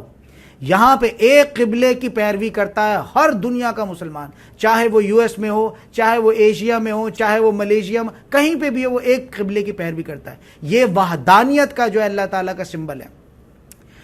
یہدی من یشاء الی صراط مستقیم، جس کو چاہتا ہے صراط مستقیم کی طرف جو ہے وہ ہدایت دیتا ہے۔ اب میں بتا چکا ہوں بارہا، یہاں پہ بھی بہت زیادہ سوال پیدا ہو جاتا ہے کہ وہ ہدایت سے متعلق سمجھ میں نہیں آتی۔ دیکھو ہدایت جو ہے انسان محنت کرتا ہے، اللہ تعالیٰ اس کو آسان کر دیتے ہیں۔ ضلالت جو ہے انسان اس کے لیے کرتا ہے، اللہ تعالیٰ اس کو بھی آسان کر دیتے ہیں۔ تو لہٰذا ہدایت جو ہے یہ ایک رسی کی مانند ہے، ایک حصہ اس کا اللہ کے ہاتھ میں ہے، ایک حصہ اس کا بندے کے ہاتھ میں ہے۔ بندہ چاہے اس رسی کو جو ہے ہدایت کو اویل کر سکتا ہے، نہیں چاہتا تو اللہ کے ہاتھ میں تو ہے ہدایت۔ بات سمجھ میں آ رہی نہیں؟ تو لہٰذا یہ ہدایت جو ہے یہ دو منہ ایک رسی سمجھ لو، کہ جیسے قرآن کے بارے میں کہا گیا ہے کہ ایک رسی ہے، ایک حصہ اس کا اللہ کے ہاتھ میں اور ایک حصہ جو ہے اللہ تعالیٰ نے زمین میں چھوڑ دیا۔ اسی طرح سے ہدایت، اور ہدایت بھی قرآن ہے، یہ سارا ایک ہی آرگینک ہول ہے۔ ہدایت ہے، قرآن ہے، یہ ایک ہی چیز ہے۔ حیا ہے، یہ بھی ایک ہی قرآن کا حصہ ہے، ایمان کا حصہ ہے۔ یہ سب چیزیں جو ہے ایک ہی چیز کا نام ہے لیکن مختلف ناموں سے ہیں۔ جس انسان میں حیا نہیں ہے اس میں ایمان بھی نہیں، ایمان نہیں ہے تو وہ انسان ظالم ہے۔ یہ سب ایک ہی چیزیں ہیں۔ تو یہاں سمجھ لیجئے گا کہ یہدی من یشاء الی صراط مستقیم، تمہاری نیت میں فطور نہیں ہے، تمہاری نیت میں کھوٹ نہیں ہے، تمہاری نیت میں فرعونیت نہیں ہے، اللہ تعالیٰ تمہارے دل کو پھیر دے گا۔ لیکن تمہاری نیت میں کھوٹ ہے، کردار کے کمزور ہو تم، اور تمہارے معاملات ہیں کہ آج کرتا ہوں کل کرتا ہوں، تو وہ چیز تمہارے لیے آسان نہیں ہوگی۔ تو لہٰذا یہ کہ ہدایت دونوں طرفہ ہے، اللہ تعالیٰ بھی آتا ہے اپنے بندے کی طرف، اور یہ ہے کہ انسان بھی جو ہے اپنے رب کی طرف جاتا ہے، تواب، دونوں طرف آتی ہے یہ چیز۔ اور ہم حدیث قدسی بھی اس کے بارے میں جانتے ہیں کہ اللہ تعالیٰ جو ہے کس طرح سے ایک اپنے بندے مومن کی جو ہے وہ توبہ پر کس طرح سے خوش ہوتے ہیں۔ تو اب اس میں آگے فرمایا جا رہا ہے آیت نمبر 143 میں فرمایا جا رہا ہے، کیا فرمایا جا رہا ہے کہ وَكَذَلِكَ جَعَلْنَاكُمْ۔ اب یہ بہت پیاری آیت آ رہی ہے، بہت زیادہ ذمہ داری اس میں جو ہے وہ ہم پر آ رہی ہے۔ اور یہ سمجھ لیجئے گا کہ جس اعتبار سے اصحاب کرام پر یہ دور گزرا کہ ان کی نیندیں اڑ گئی ہوں گی اس چیز کو سن کر، اسی طرح سے آپ کی بھی نیندیں اڑنا چاہیے۔ اگر سن لیا، لکھ لیا، پڑھ لیا، کر لیا اور چلتے بنے، چلو جی ختم ہو گئی کلاس، تو پھر یہ سمجھنا کہ قرآن کی سمجھ میں نہیں آتی آپ کو۔ لہٰذا بہت دھیان سے ان چیزوں کو سننا ہے۔ کیا ہے؟ وَكَذَلِكَ جَعَلْنَاكُمْ۔ اب یہ چیز ہو رہی ہے کہ وہ ذمہ داری تحویل قبلہ کو صرف ظاہری شکل نہ سمجھنا، صرف یہ نہ سمجھنا کہ وہ جو ہے جی اب جشن مناؤ کرو، بلکہ یہ کہ بہت بڑی ذمہ داری ہے۔ پچھلی امت کو مفلوج کر دیا گیا ہے، ڈکلیئرڈ جہنمی ہو چکی ہے۔ یہود اور نصارہ جو حرکات تھی ان کی ختم ہو گیا، اللہ تعالیٰ نے ان کو بالکل جس کو کہتے ہیں کہ ہٹا دیا ہے۔ اب یہ ذمہ داری تمہارے اوپر ڈالی جا رہی ہے، اب یہ تم اس محمد رسول اللہ صلی اللہ علیہ وسلم کے تم امتی ہو، یہ نیو ایرا شروع ہو گیا ہے۔ اور یہاں پہ دیکھیے گا بہت زیادہ لوگ جو ہیں ان چیزوں کو بڑا اچھالتے ہیں، کنتم خیر امت اخرجت للناس، اسی طرح سے وہ انی فضلتکم علی العالمین۔ دیکھو جو بھی ایرا ہوتا ہے، ظاہر سی بات ہے یہود تھے یا نصارہ تھے، اتھارٹیز تو دینا پڑتی ہے نا، تو اللہ تعالیٰ نے ذرا یہ ہے کہ تھوڑا سا موٹیویٹ کرنے کے لیے ان پہ بھی یہ چیز رکھی تھی، اسی طرح سے موٹیویٹ کرنے کے لیے تم پر بھی یہ چیزیں رکھی ہیں۔ تو اس کو چوڑے میں لے کے نہ ہو جائے، بہت بڑی ذمہ داری ہے، اس چیز کو سمجھیے گا۔ ہم لوگ چوڑے میں آ گئے ان چیزوں کو لے کے، ہم تو نبی کی امت میں سے، تو کیا پچھلی امتوں میں نبی نہیں تھے؟ 1.25 لاکھ نبی تھے ان میں تو۔ ہاں یہ ہے کہ یہ جو محمد رسول اللہ تھے ہمارے صلی اللہ علیہ وسلم، ان کے ساتھ معاملات یہ ہیں، ان پہ خاص کرم ہے اللہ تعالیٰ کا کہ ہر عبادت کو، ہر عمل کو، ہر نیکی کو 10 سے ملٹیپلائی کر دیا اللہ تعالیٰ نے۔ ہم کو ایک نیکی کا کام کرتے ہیں نارملی، اللہ تعالیٰ اس کو 10 سے لکھتے ہیں، یہ بہت بڑا کرم ہے۔ نبی کریم صلی اللہ علیہ وسلم کی امت میں ہونا بہت بڑا کرم ہے۔ نیکی کا کام کرو تو صحیح، ہم تو نیکی نہیں کرتے اور کہتے ہیں جی کہ ہم نبی کی امت میں سے۔ تم نیکی کا کام کرو گے تو وہ 10% ملٹیپلائی ہوگا نا، نیکی کا کام کرو گے تب، لیکن ہم نیکی بھی نہیں کرتے اور ہم یہ کام کہتے ہیں۔ یہ بہت زیادہ مس انڈرسٹینڈنگ ہے، سمجھ لیجئے گا اس کو۔ تو یہاں پہ فرمایا جا رہا ہے وَكَذَلِكَ، اور اس طرح سے، یعنی یہ جو پورا پس منظر اب آیا ہے اور گھوم پھر کے اب یہ جو بات آئی ہے اور اس طرح سے، اب یہ اس طرح سے کیا مراد ہے ذرا اس کو سمجھ لیجئے گا۔ تحویل قبلہ جو ہے، تحویل قبلہ جو ہے ایک مظہر ہے، ایک ظاہری شکل ہے یعنی اب تک میں پہلے بھی بتا چکا ہوں، لوگوں کو لگ رہا تھا کہ پتہ نہیں کیا تنظیم ہے، یہ کیا کر رہے ہیں، کام کیا ہے، یہ ہمارے ہی کوئی ماتحت کوئی فرقہ اس طرح کا اٹھ گیا ہے، کوئی اس طرح کا لوگوں نے فتنہ بھی کہا، لوگوں نے جھوٹ بھی کہا، اس طرح کی چیزیں. تو لہٰذا یہ سمجھ لیجئے گا کہ ایک مظہری ہے، ایک مظہر ہے، ایک ظاہری شکل ہے. اس سے تم اب اپنی ذمہ داریوں کا جو ہے وہ اندازہ لگا لو. تم ان اپنی ذمہ داریوں کا صرف یہ کہ جشن ہی نہ مناؤ کہ ہم امت خیر ہیں اور یہ ساری چیزیں، بلکہ یہ ذمہ داری ہے. امت خیر بھی کہلانے کا وہ مستحق ہے کہ جو کیا کرتا ہے، کہ جو اس ذمہ داری کو اچھے سے نبھاتا ہے. اور یہ بوجھ سمجھ لیجئے گا اچھی طرح سے کہ جو محمد رسول اللہ پہ جو بوجھ ڈالا گیا تھا امت کا، اس کی جو اصحابہ کرام کو جو 1.25 لاکھ یا 1.5 لاکھ یا جو بھی معاملات تھے، اصحابہ کرام جو انہوں نے پیدا کیے، آپ صلی اللہ علیہ وسلم نے کمانڈوز جن کو میں کہتا ہوں بنایا، داعی پیدا کر کے گئے آپ صلی اللہ علیہ وسلم. تو یہ کیا تھا، پہلے یہ بوجھ جو ہے آپ صلی اللہ علیہ وسلم پر نازل کیا، انا سنلقی علیک قولا ثقیلا، کہ ہم ان قریب آپ پر بہت بھاری بوجھ ڈالنے والے ہیں. وہ بھاری بوجھ تھا، محمد رسول اللہ نے حجۃ الوداع کے وقت جو ہے اس کو بالکل ادا کر دیا، حجت قائم کر دی، انہوں نے اپنے حصے کا کام کر کے وہ دنیا سے چلے گئے. اب یہ بوجھ ہمارے کندھوں پر ہے. سمجھانے کا مقصد صرف یہ ہے کہ یہ بوجھ ہے ہمارے کندھوں پر ہے. یہ جو بھی لوگ علم والے ہیں، ان سے پکڑ ہوگی کہ ہم نے تمہیں علم دیا تھا. یہ قرآن کا علم اتنا آسانی سے نہیں آتا. بہت سے اسٹوڈنٹس آپ میں سے ایسے ہوں گے، لکھے جا رہے ہیں اور نوٹس کو دیکھ کے پڑھتے، لیکن بات سمجھ میں نہیں آئی ابھی تک. کیا وجہ ہے اس کی؟ کہ تم نے اپنے نفس کا تزکیہ نہیں کیا، تم نے اللہ سے دعا نہیں مانگی. تمہیں یہ لگ رہا ہے کہ بڑے اچھے سے نکھار کے مارکر یوز کر کے تم اس کو کر لو گے تو تمہیں انڈرسٹینڈنگ ہو جائے گی. ہرگز نہیں ہو سکتی یہ کام. تمہیں اس کے لیے اللہ سے دعائیں کرنا پڑیں گی کہ اللہ اس کی فصاحت اور اس کی بلاغت میں جو ہے ہمیں اس کے سمندر سے، جو ایک ایک لفظ ہے سمندر، اس میں ہمیں اس کا علم عطا کر. یہ میں بتا چکا ہوں، اچھی طرح سے بتا چکا ہوں. آپ لکھے جائیں لیکن اللہ سے دعا نہیں کرتے، اللہ سے وعدہ نہیں کرتے اس بات کا کہ اللہ تو مجھے اس کا علم دے، میں آگے بھی لے کے جاؤں. تب تک یہ بات نہیں کھلنے والی. یہ سمجھ لیے گا، بہت بڑے آپ نے ڈگری کیے، MBA کیا، لیکن قرآن عظیم اللہ کا کلام ہرگز سمجھ نہیں آنے والا. دیکھو اگر اتنی آسانی سے سمجھ میں آنے والا ہوتا، ہر انسان آج مومن ہو چکا ہوتا. ہر انسان کھول کے پڑھ لے کر لے تو یہ کہ ہر انسان سجدے میں پڑا ہو. لیکن یہ بہت سلیکٹڈ لوگوں کو اللہ تعالیٰ اس کا علم دیتے ہیں. یہ اچھی طرح سے سمجھ لیجئے گا، اللہ کا کلام ہے، یہ کھلتا ہے آہستہ آہستہ. ایک مفسر جو ہوتا ہے آج کچھ تفسیر کر رہا ہے، کل پھر کچھ اور اس میں ایڈ ہو جائے گا اس چیز میں. بات سمجھ آ رہی نہیں؟ تو لہٰذا یہ ذمہ داری ہے. وَكَذَلِكَ، اور اس طرح جَعَلْنَاكُمْ، ہم نے بنا دیا تم نے. وَكَذَلِكَ جَعَلْنَاكُمْ أُمَّةً وَسَطًا، کہ اس طرح سے ہم نے تمہیں بنایا امت معتدل. اب یہ امت معتدل کیا ہے، ذرا اس کو سمجھیے گا. اس کی بھی 2 اشکال ہے. کیا ہے؟ ایک تو یہ ہے کہ پچھلی امت جو ہے، پچھلی امتیں بہت زیادہ ایکسٹریم میں پڑ گئیں، لیکن یہ جو امت ہے اس کو معتدل بنایا اللہ تعالیٰ. بیلنس میں رہ کے ہر کام کو کرو، نہ بہت زیادہ رہبانیت کی طرف چلے جاؤ کہ میں تو شادی نہیں کروں گی، یا میں تو یوں نہیں کروں گا، میں تو نہیں. جو محمد رسول اللہ کے طریقہ کار ہے اس پہ ایکسٹریمزم میں نہ لے کے جاؤ اس کو، کہ تم نے قرآن پڑھ لیا، اب وہ جہاد اور قتال سمجھ آ گیا، اب تم نے بڑا سا بم لگا کے کہیں تم مسجد میں گھس گئے، کسی شیعہ کی مسجد میں، یا کہیں اور گھس گئے، کسی اور مندر میں گھس گئے. یہ کام نہیں. یہ ایکسٹریمزم میں یہ چیز آتی ہے. تم لوگوں کو سمجھا سکتے ہو، تم کسی کے ٹھیکیدار تو نہیں ہو. لہٰذا ایک شکل جو ہے وہ کیا ہے امت معتدل کی، وہ یہ ہے کہ تم بیلنس کر کے چلو. لوگ یہ سارے معاملہ جتنے بیلنس کر کے چلو، ایکسٹریم میں نہ چلے جاؤ. سمجھ آ رہی ہے؟ لیکن آج ہماری جو امت ہے بہت زیادہ ایکسٹریم میں چلے گئی ہے محمد رسول اللہ کو لے کر. ایک میں بتا چکا ہوں، ایک ایکسٹریم پوائنٹ یہ ہے جو زیادہ تر خواتین میں بتا چکا ہوں کہ کبھی کوئی پردے کے حوالے سے یا کوئی اس طرح کی بات کرو، بڑے دھڑلے کے ساتھ وہ کہتی ہیں کہ نہیں قرآن سے نہیں حدیث سے نہیں، قرآن سے بتائیے. یہ ایک ایکسٹریم ہے، سمجھ لیجئے گا اس بات کو.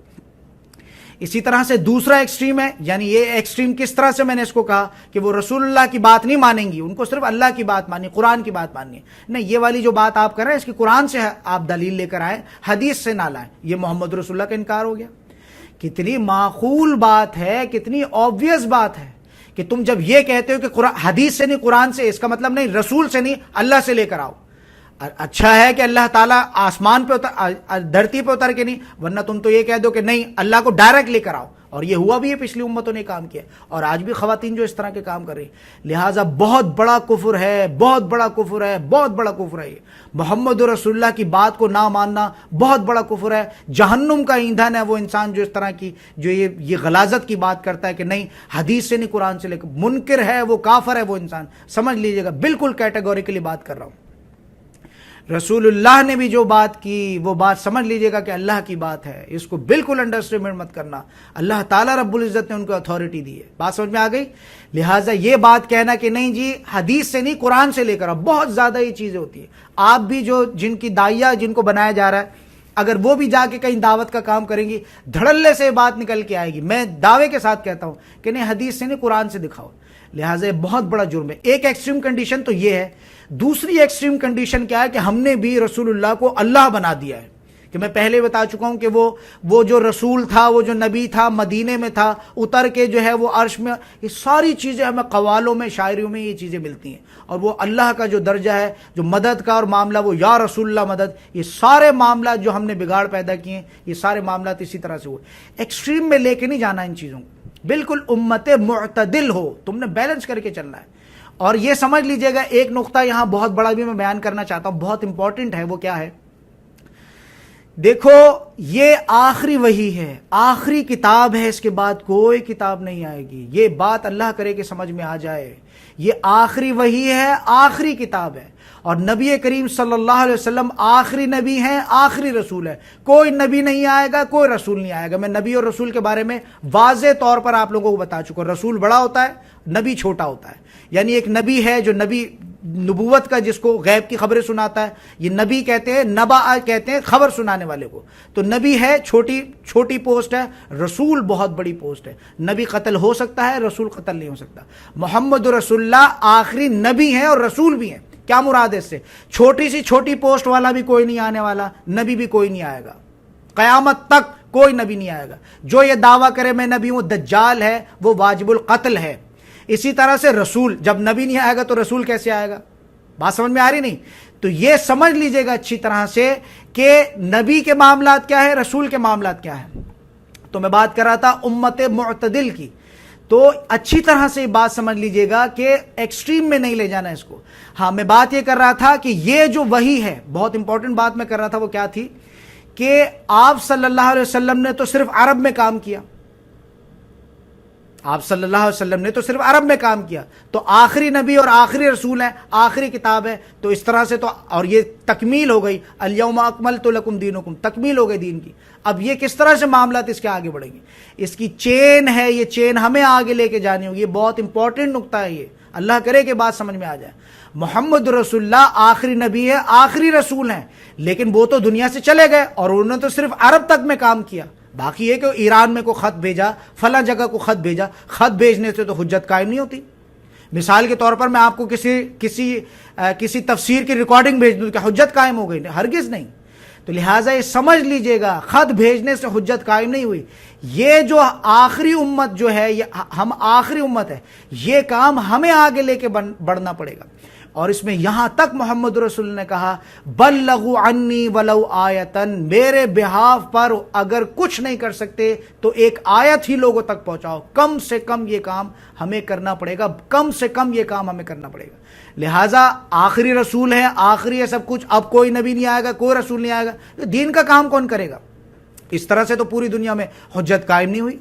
تو اللہ تعالیٰ نے کیا فرمایا؟ اللہ تعالیٰ نے فرمایا وما ارسلناک الا کافۃ للناس بشیرا ونذیرا، کہ ہم نے نہیں بھیجا آپ کو مگر تمام نوع انسانی کے لیے۔ تو یہ کیا مراد ہے اس سے؟ کہاں میچ ہو رہی ہے چیز؟ تمام انسان کے لیے بھیجا تو وہ تو صرف عرب میں آ کے چلے گئے، ہم جانتے ہیں اس چیز کو، بات سمجھ آ رہی نہیں؟ لہٰذا یہ کڑی ہے، بہت بڑی ذمہ داری ہے، اور اس کے ضمن میں پہلے بھی بتا چکا ہوں، یہ ہیں وہ لوگ در حقیقت جو اس ذمہ داری کو نبھائیں گے، اولئک ھم المفلحون۔ بات سمجھ میں آ رہی ہے؟ تو یہ ہے وہ خیر امت والی چیز جو ہم غفلت میں ہم ایسی کہتے پھرتے تھے کہ ہم تو جی بڑا فخر ہے ہمیں ان چیزوں پہ۔ وما ارسلناک الا کافۃ للناس، کہ اے نبی صلی اللہ علیہ وسلم ہم نے آپ کو نہیں بھیجا ہے مگر کافۃ للناس، تمام نوع انسانی کے لیے ہم نے آپ کو بھیجا ہے، بشیر بشارت والا، یعنی کوئی خوشخبری سنانے والا، اور نذیر ڈرانے والا۔ بات سمجھ میں آ گئی؟ تو یہ جو کڑی چل رہی ہے یہ ہمیں آگے لے کے چلنی ہے اس کڑی کو. اب رسالت نہیں آئے گی، نبوت نہیں آئے گی، لیکن اسی رسالت کو ہم نے آگے لے کے جانا ہوگا. اور جو بھی انسان یہ کام کرتا ہے اس کا جو ہے وہ فرض منصب یہ ہوتا ہے کہ وہ بلغوا انی ولو آیۃ، ایک آیت بھی تم آگے تک لے جاؤ تو یہ بھی سمجھو کہ تم نے وہی رسالت کا حق تم نے جو ہے ادا کر دیا. وَكَذَلِكَ جَعَلْنَاكُمْ أُمَّةً وَسَطًا، کہ اسی طرح سے اور اس طرح سے ہم نے بنا دیا ہے تم کو ایک امت معتدل. جب بروز قیامت بھی یہ معاملات ہوں گے کہ دوسری امتوں کو پیش کیا جائے گا تو وہ کہیں گے ہم تک، وہاں بھی انسان دیکھو قرآن میں مضمون آئے گا کھل کے. حضرت نوح علیہ السلام کی جو ہم صورت پڑھیں گے وہاں حضرت نوح علیہ السلام کی قوم جو ہے جھٹلا دے گی کہ ہمارے پاس کوئی میسج نہیں آیا.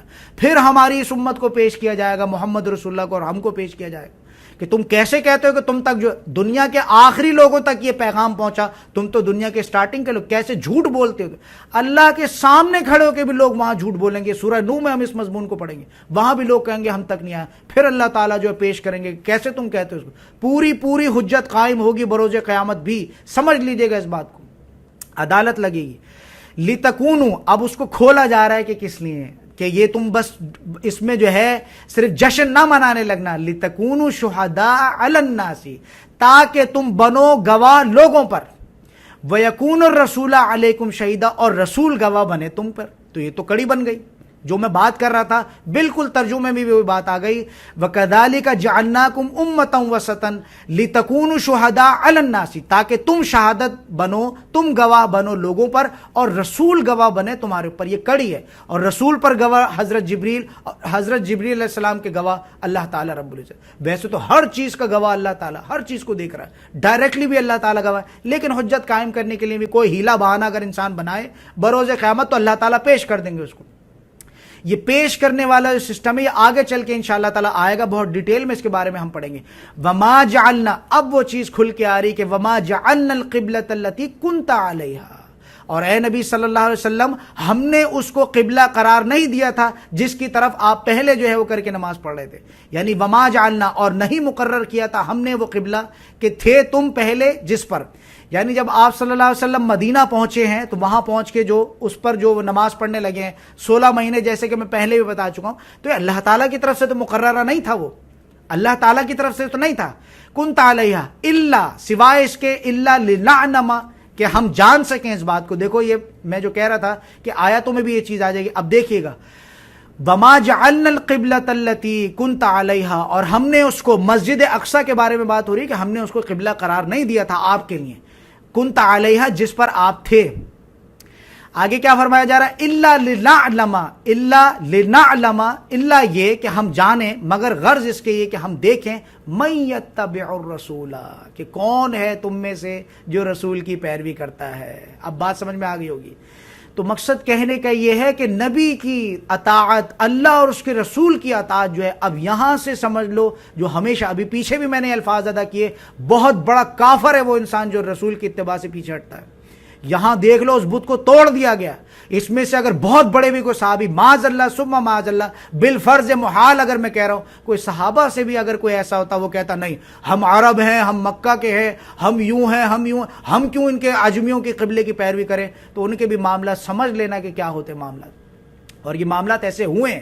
کچھ ایسے لوگ تھے جو وہاں پہ نارمل لوگ تھے جو وہاں سے جو ہے ایمان لے کر آئے. مدینہ میں جب پہنچے تو وہ ایمان لے کر آئے، اور وہ جب تک قبلہ وہاں تک کرا تو بڑے مزے سے وہ ایمان لائے، اتباع کرتے رہے. لیکن جب چینج ہوا ہے قبلہ اور دوبارہ سے خانہ کعبہ ہوا ہے، وہاں وہ ٹھٹر کے کھڑے. نئے مسلمان تھے، صحابہ کرام میں سے کوئی نہیں تھا، نئے مسلمان. انہوں نے کہا بھائی ہمارا سفر یہیں تک تھا، اب آپ کا قبلہ کچھ اور ہو گیا تو ہم تو اب آپ کی اتباع نہیں کر سکتے. تو لہٰذا یہ اللہ تعالیٰ نے آزمانا تھا ان چیزوں کو کہ تم کوئی قبائلی، تمہیں لگ رہا ہے کسی قبیلے کے لیے یہ ہے محمد رسول اللہ صلی اللہ علیہ وسلم، یا یہ ہے کسی نسل کے لیے ہے کہ عرب کے لیے عجب. اس بت کو یہاں توڑا گیا ہے کہ وما جعلنا القبلۃ التي كنت عليها، ہم نے تو اس کو مقرر نہیں کیا تھا اس مسجد اقصی کو جس کی طرف آپ نماز کر کے پڑھتے تھے. الا لنعلم، الا یہ، سوائے اس کے، غرض اس کے یہ کہ ہم جان سکیں من یتبع الرسول، کہ کون ہے تم میں سے جو رسول کی اتباع کرتا ہے. ممن ینقلب، اور کون جو ہے وہ رسول کی اتباع سے پھر جاتا ہے. علی عقبیہ، اپنی ایڑیوں، الٹے پیروں، فوراً، جس کو کہتے ہیں کہ وہ پیچھے ایک دم ہو جانا ہے، اس کو کہتے ہیں. تو یہاں کیا فرمایا جا رہا ہے؟ ممن ینقلب علی عقبیہ، کہ پھر کون ہے تم میں سے جو پیچھے پھر جاتا. بہت بڑی آزمائش تھی، بہت بڑی آزمائش تھی اصحابہ کرام کے لیے بھی. سمجھ لیجئے گا اس بات کو. جو وہاں سے مکہ سے جو نکل کے جو آئے تھے، جو بعد میں جو ہے وہ مہاجرین جن کو لقب ملا، ان کے لیے بھی بہت بڑی آزمائش تھی کہ کون ہے جو محمد رسول اللہ کی اتباع کرتے ہیں. وَإِن كَانَتْ لَكَبِيرَةٌ إِلَّا عَلَى الَّذِينَ هَدَى اللَّهُ. اب دیکھو میں جیسے کہہ رہا ہوں کہ یہ بہت بڑی شے تھی، یہ ظاہری اعتبار سے، کیونکہ ظاہر سی بات ہے بہت زیادہ لوگوں کے دماغ میں یہ چیز آئی ہوگی کہ بھئی اگر یہ قبلہ ہے، اگر یہ خانہ کعبہ قبلہ ہے، 16 مہینے کی نمازوں کا ہمارا کیا ہوگا؟ بات سمجھ آ رہی نہیں؟ 16 مہینے جو ہم نمازیں پڑھتے رہے اس کا کیا ہوگا؟ بات سمجھ آ رہی؟ یہ وہ لوگ تھے جن کو ایک ایک لمحے کی، ایک ایک نماز کی ٹینشن ہوتی. 16 مہینے جو ہم پیٹ کر کے پڑھتے رہے نماز، اس کا کیا ہوگا؟ تو یہ بہت بڑا جو ہے تھا. وَإِن كَانَتْ لَكَبِيرَةٌ، بلا شبہ اس میں کوئی شک نہیں کہ بہت بڑا قبلے کا بدلنا بہت بڑا، جس کو کہتے ہیں کہ بہت گراں تھا، بہت بڑی چیز تھی. إِلَّا عَلَى الَّذِينَ، سوائے ان لوگوں کے کہ جن کو اللہ تعالیٰ نے ہدایت دے دی. جن لوگوں کی محمد رسول اللہ نے تربیت کی تھی مکے کے دور میں، ان کے لیے تو بہت آسان تھا. بھائی جو رسول کہہ رہا ہے اس کو بات کو مان لو، اللہ اللہ خیر صلی اللہ. تمہیں اپنا دماغ لڑانے کی ضرورت نہیں ہے کیا چیز کیسے ہے کیا کیوں. جو رسول نے کہہ دیا وہ کنیکٹ ہے اللہ تعالیٰ کے ساتھ، کوئی بات اپنی طرف سے نہیں کہتا. لہٰذا جو اللہ کے رسول نے کہہ دیا اس بات کی اتباع کرو، زندگی آسان ہو جائے گی تمہاری. لیکن اپنا دماغ چلا رہے ہیں، اپنا یوں ایسے کیا ہوگا ویسے کیا. ہمارے بھی معاملات آج طرح کے اسی طرح کے.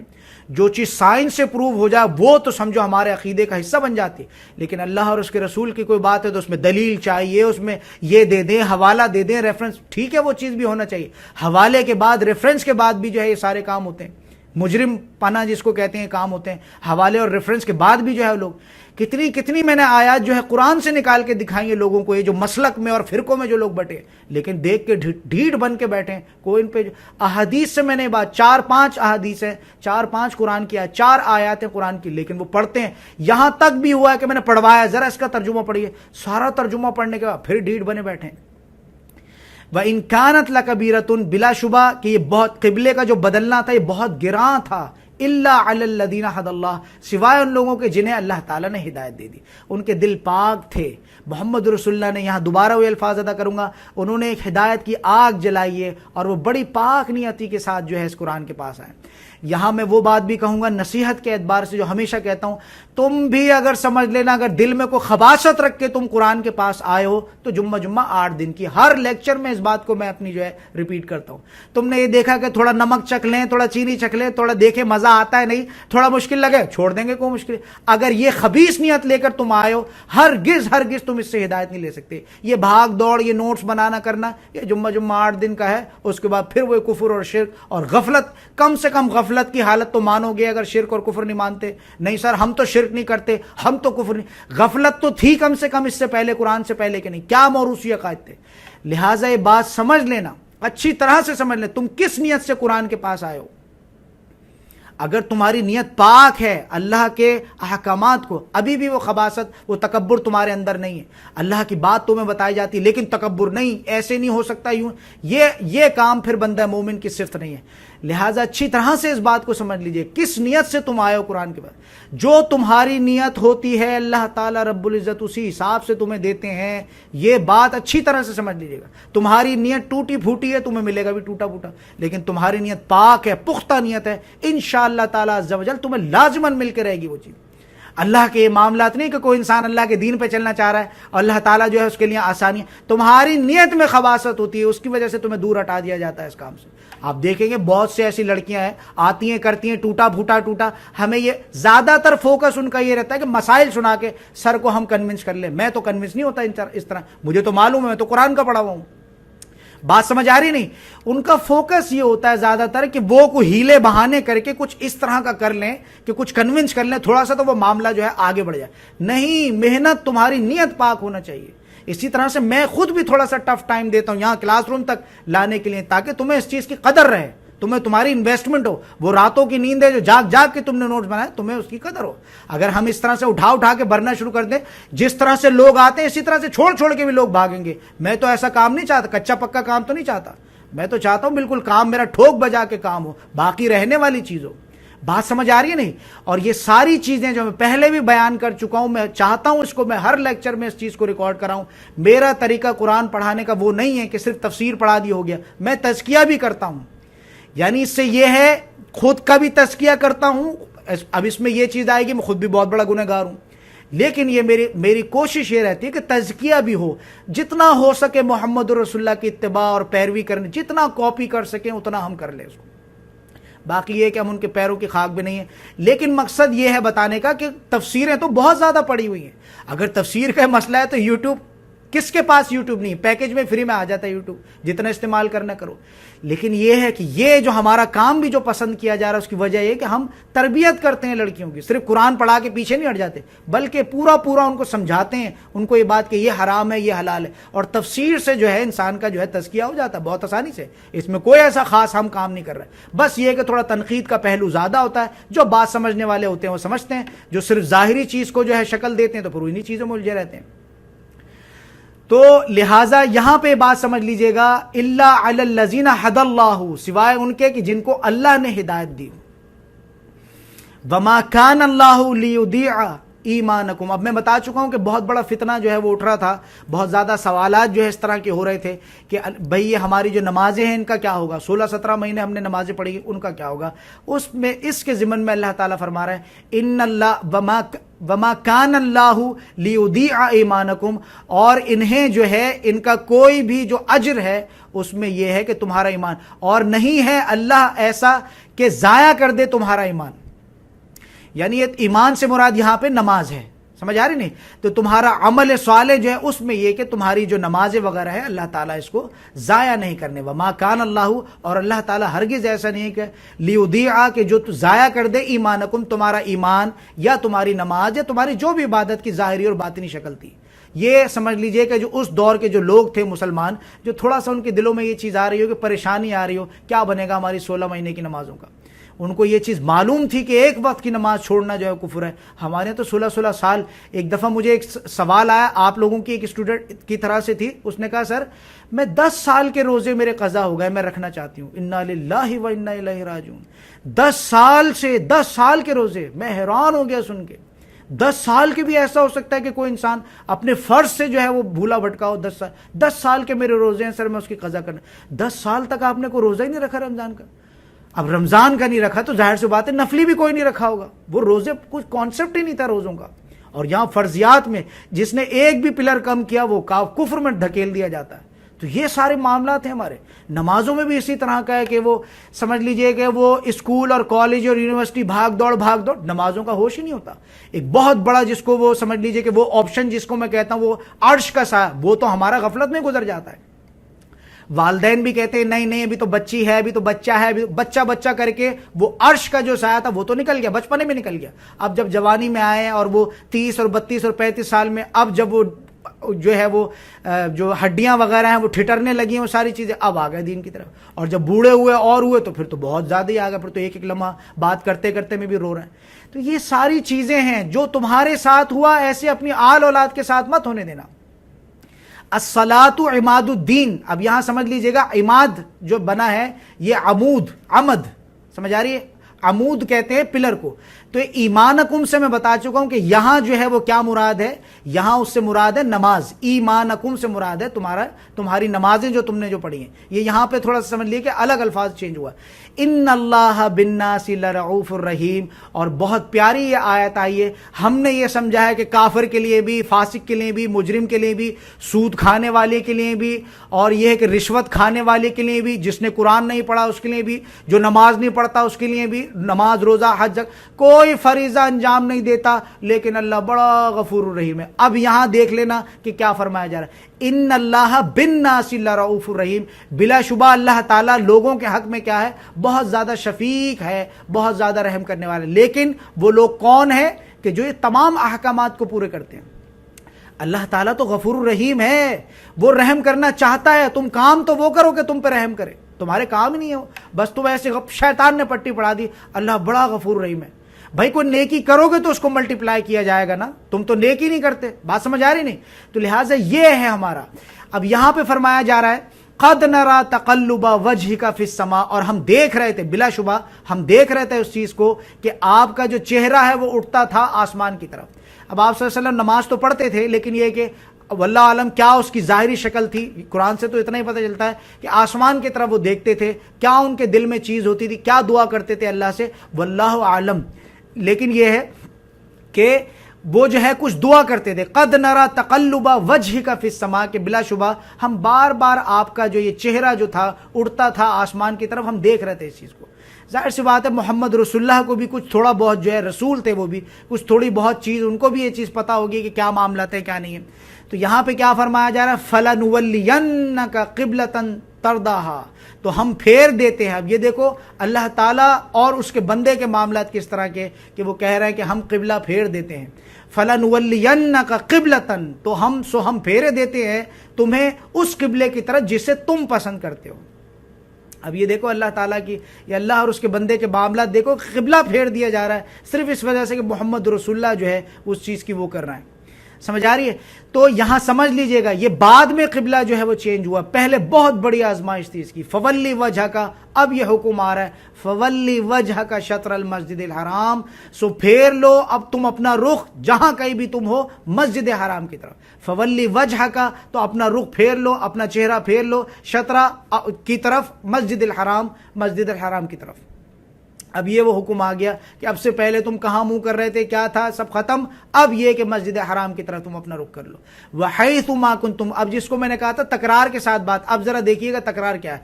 وَحَيْثُ مَا كُنْتُمْ فَوَلُّوا وُجُوهَكُمْ شَطْرَهُ، جہاں کہیں سے بھی تم ہو، جہاں کہیں بھی تم ہو، پھیر لیا کرو اپنا رخ نماز میں اسی کی جانب۔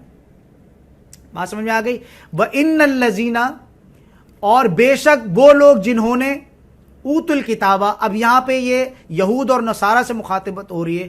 وَإِنَّ الَّذِينَ اوتوا الکتابہ، اور جن لوگوں کو ہم نے دی کتاب الہی، یعنی جو تورات اور زبور، ظاہر سی بات ہے تورات اور انجیل جن کو دی تھی، اب وہ بھی دیکھیں گے کہ کیا معاملات ہیں، تھوڑا سا ان کو بھی ایڈریس کرنا پڑے گا۔ صرف قبلہ چینج ہو جائے وہ ان سے بھی تو مخاطبت کرنی ہے نا، کہ ان کے کیا معاملات آگے ان کے طے ہونے۔ وَإِنَّ الَّذِينَ اوتوا الکتابہ لَيَعْلَمُونَ أَنَّهُ الْحَقُّ مِن رَبِّهِمْ، اور یہ سمجھ لیجئے گا کہ جن لوگوں کو ہم نے کتاب دی گئی تھی، جن کو کتاب الہی، خوب جانتے تھے کہ یہ قبلہ جو ہے یہ حق ہے۔ کیا مراد ہے اس سے؟ تورات میں بھی جو ہے علماء اور مفسرین اس بات کی نشاندہی کرتے کہ تورات میں بھی یہ احکام موجود تھے، جس طرح سے محمد رسول اللہ کی پیشن گوئی اس میں موجود تھی، اسی طرح سے قبلے کے بھی کچھ نہ کچھ معاملات ہوں گے، واللہ عالم۔ یا تو یہ ہے کہ یہ پورا جو معاملہ تھا محمد رسول اللہ کا، جو یا تو یہ محمد رسول اللہ کے بارے میں جو ہے، سمجھ لیجئے گا اس کے دو معنی نکلتے ہیں۔ ایک تو یہ کہ وہ اس چیز کو جانتے تھے کہ محمد رسول اللہ جو ہے وہ اللہ کے آخری رسول ہیں، جیسے کہ ہم پہلے بھی اس چیز کو پڑھ کے آ چکے، اور دوسرا یہ ہے کہ وہ جانتے تھے اس چیز کو کہ یہ جو قبلہ جو چینج ہو رہا ہے یہ موجود ہے، تورات میں اس چیز کی پیشن گوئی موجود تھی۔ وَإِنَّ الَّذِينَ أُوتُوا الْكِتَابَ لَيَعْلَمُونَ أَنَّهُ الْحَقُّ، یہ انہو کی جو وہ ہے دونوں طرف جائے گی، انہو الحق، کہ یہی ہے حق من ربہم، آپ کے رب کی جانب سے۔ تو محمد رسول اللہ جو ہے یہ بھی اللہ کی جانب سے ہیں، یہ بھی اللہ کے رسول ہیں، یہ بھی ان کو چیز پتہ تھی، اور دوسرے قبلے کے معاملے، دونوں طرف یہ بات جاتی۔ وَمَا اللَّهُ بِغَافِلٍ عَمَّا يَعْمَلُونَ، اور یہ سارے کام جو تم کر رہے ہو، اللہ تعالیٰ جو بھی عمل تم کر رہے ہو، جو بھی حرکات تم کر رہے ہو، اللہ تعالیٰ اس سے غافل نہیں ہے۔ وَلَئِنْ آتَيْتَ الَّذِينَ أُوتُوا الْكِتَابَ بِكُلِّ آيَةٍ مَا تَبِعُوا قِبْلَتَكَ، پھر وہ ایک قیامت خیز الفاظ جن کو میں کہتا ہوں، یہ دیکھ لیجئے گا یہ قرآن سے جو ہمیں فلسفہ مل رہا ہے وہ کیا ہے۔ وَلَئِنْ آتَيْتَ الَّذِينَ أُوتُوا الْكِتَابَ، اور اگر لے آؤ تم ان لوگوں کے پاس جنہیں دی گئی تھی، یعنی یہاں پہ یہ مراد یہ ہے وَلَئِنْ آتَيْتَ الَّذِينَ أُوتُوا الْكِتَابَ بِكُلِّ آيَةٍ مَا تَبِعُوا قِبْلَتَكَ، یعنی یہاں مراد یہ ہے، اس کا ترجمہ یہ ہے کہ اگر تم ساری آیات بھی ان لوگوں کے پاس لے جاؤ، کن کے پاس؟ یہود اور نصارہ کے پاس، اور اگر لے آؤ تم ان لوگوں کے پاس جنہیں دی گئی کتاب کی تمام نشانیاں، پھر بھی وہ تمہاری پیروی نہیں کریں گے۔ بات سمجھ میں آ رہی ہے نہیں؟ ما تبعو قبلتک، اس قبلے کی پیروی کے جس قبلے کی جو ہے وہ پیروی آپ کر رہے ہیں، یہ جو آپ کا قبلہ ہے۔ وما انت بتابع قبلتہم، اور نہ آپ ہرگز یہ کام کرنے والے ہیں کہ آپ اب جب آپ سے اللہ کا حکم آ گیا ہے تو اب ایسا تو نہیں ہو سکتا کہ اپنی مرضی سے دوبارہ پھر جائیں، ہرگز یہ کام نہیں ہو سکتا. وما انت بتابع قبلتہم، اور نہ آپ ان کے قبلے کی پیروی کرنے والے ہیں. اس میں ایک حکم بھی آ گیا کہ آپ یہ کام تو ہرگز نہیں کرنے والے. بات سمجھ آ رہی نہیں؟ وما بعضهم بتابع قبلۃ بعض، اور نہ یہ آپس میں ایک دوسرے کی جو ہے وہ قبلے کی پیروی کرتے ہیں.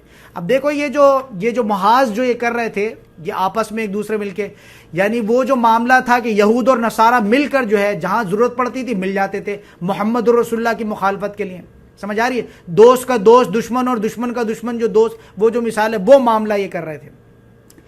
یہ جو جس کو کہتے ہیں محاذرہ، جو یہ محاذ جو لگا رہے تھے اس کے بارے میں. اب یہاں پہ دیکھیے گا کہ یہ آپس میں بھی ایک دوسرے کے قبلے کی پیروی نہیں کرتے تھے. یہ ظاہری شکل اس کی پتہ چل رہی ہے. ویسے میں بتا چکا ہوں کہ حضرت اگر اتنے ہی تم جگری دوست ہو اور اتنے تم آپس میں ایک بننے والے چلنے والے تھے تو تم نے پھر حضرت عیسیٰ کو قتل کرنے کی کوشش کیوں کی؟ وہ تو سمجھ لو کہ وہ تو جو ان کے پیروکار تھے عیسائی. سمجھ آ رہی نہیں؟ تو تم اگر اتنے پیروکار تھے تم نے یہ حرکت کیوں کی؟ تم نے سمجھ آ رہی نہیں؟ تو یہاں پہ کیا فرمایا جا رہا ہے؟ وما بعضهم بتابع قبلۃ بعض. تو یہ آپس میں بھی ایک دوسرے کی جو ہے یہ قبلے کی پیروی نہیں کرتے. اب اس میں سمجھ لیجئے گا مسجد اقصی میں جب یہ جاتے تھے یہود بھی جاتے تھے اور نصارہ بھی جاتے تھے. اب حالانکہ یروشلم جو ہے یہ یہود کا بھی قبلہ ہے اور نصارہ کا بھی قبلہ ہے.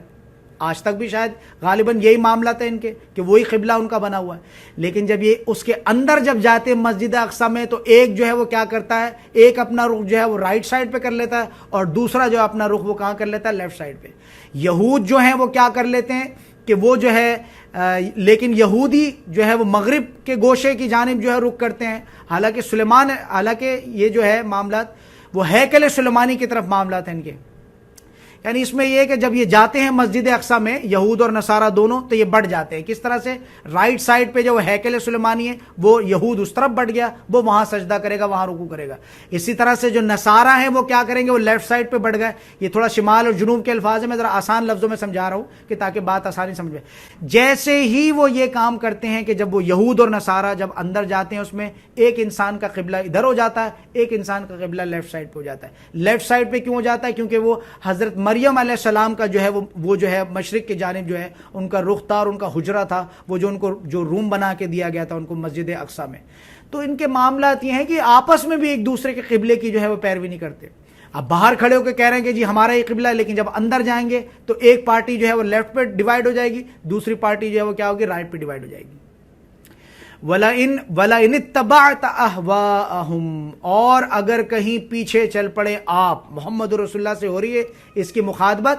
لیکن یہ بات اچھی طرح سے سمجھ لیجئے گا کہ یہ آیات جو ہم پڑھتے ہیں یہ ہمارے لیے بھی ہوتی ہیں. تعویل خاص میں تو محمد رسول اللہ صلی اللہ علیہ وسلم سے مخاطبت ہے، لیکن یہ ہم سے بھی مخاطبت ہو رہی ہے. اس کی کیا فرمایا جا رہا؟ وَلَئِنِ اتَّبَعْتَ أَهْوَاءَهُمْ، اور اگر کہیں آپ نے ان کے جو احوا کہتے ہیں، ہوا کہتے ہیں اس کو عربی میں، یہ خواہش نفس. وَلَئِنِ اتَّبَعْتَ أَهْوَاءَهُمْ، اور اگر کہیں آپ چل پڑے ان کی خواہش نفس کے پیچھے، مِن بَعْدِ مَا جَاءَكَ مِنَ الْعِلْمِ، بس بعد اس کے کہ آپ کے پاس بھی آ چکا ہے علم اللہ کی طرف سے. اِنَّكَ إِذًا لَمِنَ الظَّالِمِينَ، بفرض محال جس کو ہم کہتے ہیں کہ آپ بھی جو ہے اس میں کیا ہو جائیں گے؟ آپ بھی ظالموں میں سے ہو جائیں گے. معاذ اللہ ثم معاذ اللہ. اب یہ وہ ہے جو ہم پہلے بھی اسی طرح کی آیت پہلے پڑھ کے آ چکے اور یہ آیت بھی. تو یہ بات یہاں پہ امت مسلمہ سے ہو رہی ہے. رسول اللہ کے تو یہ معاملات نہیں تھے، ہم دیکھ چکے، پوری سیرت ہمارے سامنے. لیکن یہ زیادہ تر جو ہے یعنی یہ غصہ جو ہے اصل میں یہ جو احکامات ہیں رسول اللہ کے لیے تو نہیں ہے، یہ در حقیقت دیکھا جائے یہ امت ہے ہماری کہ یہ کام نہ کرنا جو یہود اور نصارہ نے کی. لیکن آپ دیکھیں ڈائریکٹلی بھی اگر اس کا ترجمہ اگر ہم دیکھیں تو کس طرح سے بنتا ہے؟ اِنَّكَ إِذًا لَمِنَ الظَّالِمِينَ، تو آپ بھی جو ہے وہ کیا ہو جائیں گے؟ آپ بھی ظالموں میں سے ہو جائیں گے. معاذ اللہ ثم معاذ اللہ. الذین آتیناہم الکتاب یعرفونہ کما یعرفون ابناءہم، اور وہ لوگ جنہیں ہم نے کتاب دی تھی، اللہ تعالیٰ کہہ رہے ہیں کہ ہم نے جن کو جو ہے وہ کتاب دی تھی وہ ایسے جانتے تھے. اب یہاں پہ بھی وہ ہو کی ضمیر سمجھ لیجئے گا کیا ہے، یہ کتاب کی طرف بھی جاتی ہے اور یہ محمد رسول اللہ کی طرف بھی جاتی ہے. ہو کی جو ضمیر ہے اس کو سمجھ لیجئے قبلے کی طرف بھی جاتی ہے، محمد رسول اللہ کی طرف بھی جاتی ہے، قرآن کی طرف. یعنی یہ تینوں چیزیں جو ہم نے دی ہیں اس کا ذکر ہم پہلے تورات میں کر چکے. الذین آتیناہم الکتاب یعرفونہ کما یعرفون ابناہم, اور وہ لوگ جنہیں ہم نے دی تھی کتاب پہچانتے تھے اس طرح سے اس قبلے کو, محمد رسول اللہ کو اور اس کتاب کو, یہ جو قرآن نازل ہو رہا ہے, یعرفون کما یعرفون ابناہم, ایسے جانتے تھے جیسے اپنے بیٹوں کو, اپنی اولاد کو جس طرح سے انسان جانتا ہے, بالکل اس طرح سے. بس وہ شاخ ہی تو چینج ہوئی ہے کہ یہ حضرت اسماعیل کے بیٹے ہیں, یہ حضرت اسماعیل کے بیٹے ہیں, باقی یہ کہ اچھی طرح سے جانتے تھے. میں پہلے بہت ڈیٹیل میں یہ معاملہ جو ہے بنی اسرائیل کے جو کچھ علماء تھے جو ایک اس طرح کے بہت ڈیٹیل میں نے اس کو جو ہے ذکر کیا ہے اس کا, کہ وہ مل کر آئے اور مل کر آ کر انہوں نے دیکھا وہ سارے معاملات, اور ان سے پھر ایک عالم نے دوسرے عالم سے پوچھا کہ کیا معاملات ہیں, انہوں نے قسم کھا کے کہا اللہ کی قسم یہ وہی رسول ہے, لیکن جب تک میں زندہ رہوں گا میں اس کی مخالفت کرتا رہوں گا. میں پہلے پیچھے میں نے اس کو بہت دلائل کے ساتھ جو ہے اس کو میں نے ڈیٹیل میں کیا ہے, جس کا ریفرنس تھا تفہیم القرآن سے. بات سمجھ میں آ رہی نہیں؟ تو یہاں کیا فرمایا جا رہا ہے, وَإِنَّ فَرِيقًا مِّنْهُمْ لَيَكْتُمُونَ الْحَقَّ وَهُمْ يَعْلَمُونَ, اور ان میں سے کچھ لوگ ایسے بھی تھے, فریق کہتے ہیں ٹیم کو, یعنی لوگوں کا کچھ گروہ ان میں ایسے بھی تھا, سارے 100% ایسے نہیں تھے, لوگوں میں ایک بہت بڑا, یعنی پھر وہی بات آ گئی کہ علماء جو تھے, ایلیٹ طبقہ جو تھا ان کا, عالموں کا, یہود کا اور نصارہ کا, وَإِنَّ فَرِيقًا مِّنْهُمْ, ان میں سے کچھ لوگ ایسے ہیں, لَيَكْتُمُونَ الْحَقَّ, کہ جو جانتے بوجھتے کیا کرتے ہیں کہ چھپاتے ہیں حق کو, اقتمام حق جس کو کہ اقتمان حق, کہ وہ جانتے بوجھتے حق کو چھپاتے ہیں. اگر یہ معاملات رکھ دیتے, اگر یہ ان چیزوں کی گواہی دیتے تھے تو یہ معاملات اس طرح سے نہیں ہوتے. وَهُمْ يَعْلَمُونَ, جانتے بوجھتے ہوئے کام کرتے تھے. الْحَقُّ مِن رَبِّكَ فَلَا تَكُونَنَّ مِنَ الْمُمْتَرِينَ, تو جان لیجئے کہ حق جو ہے وہ اللہ تعالیٰ کی طرف سے, تو ہرگز آپ شک کرنے والوں میں سے نہ ہو جائے گا. وَلِكُلٍّ وِجْهَةٌ هُوَ مُوَلِّيهَا, اور ہر ایک کے لیے رخ کرنے کی ایک سمت ہے اور وہ منہ کرتا ہے, ہوا مولیہا, وہ رخ کرتا ہے اسی کی طرف.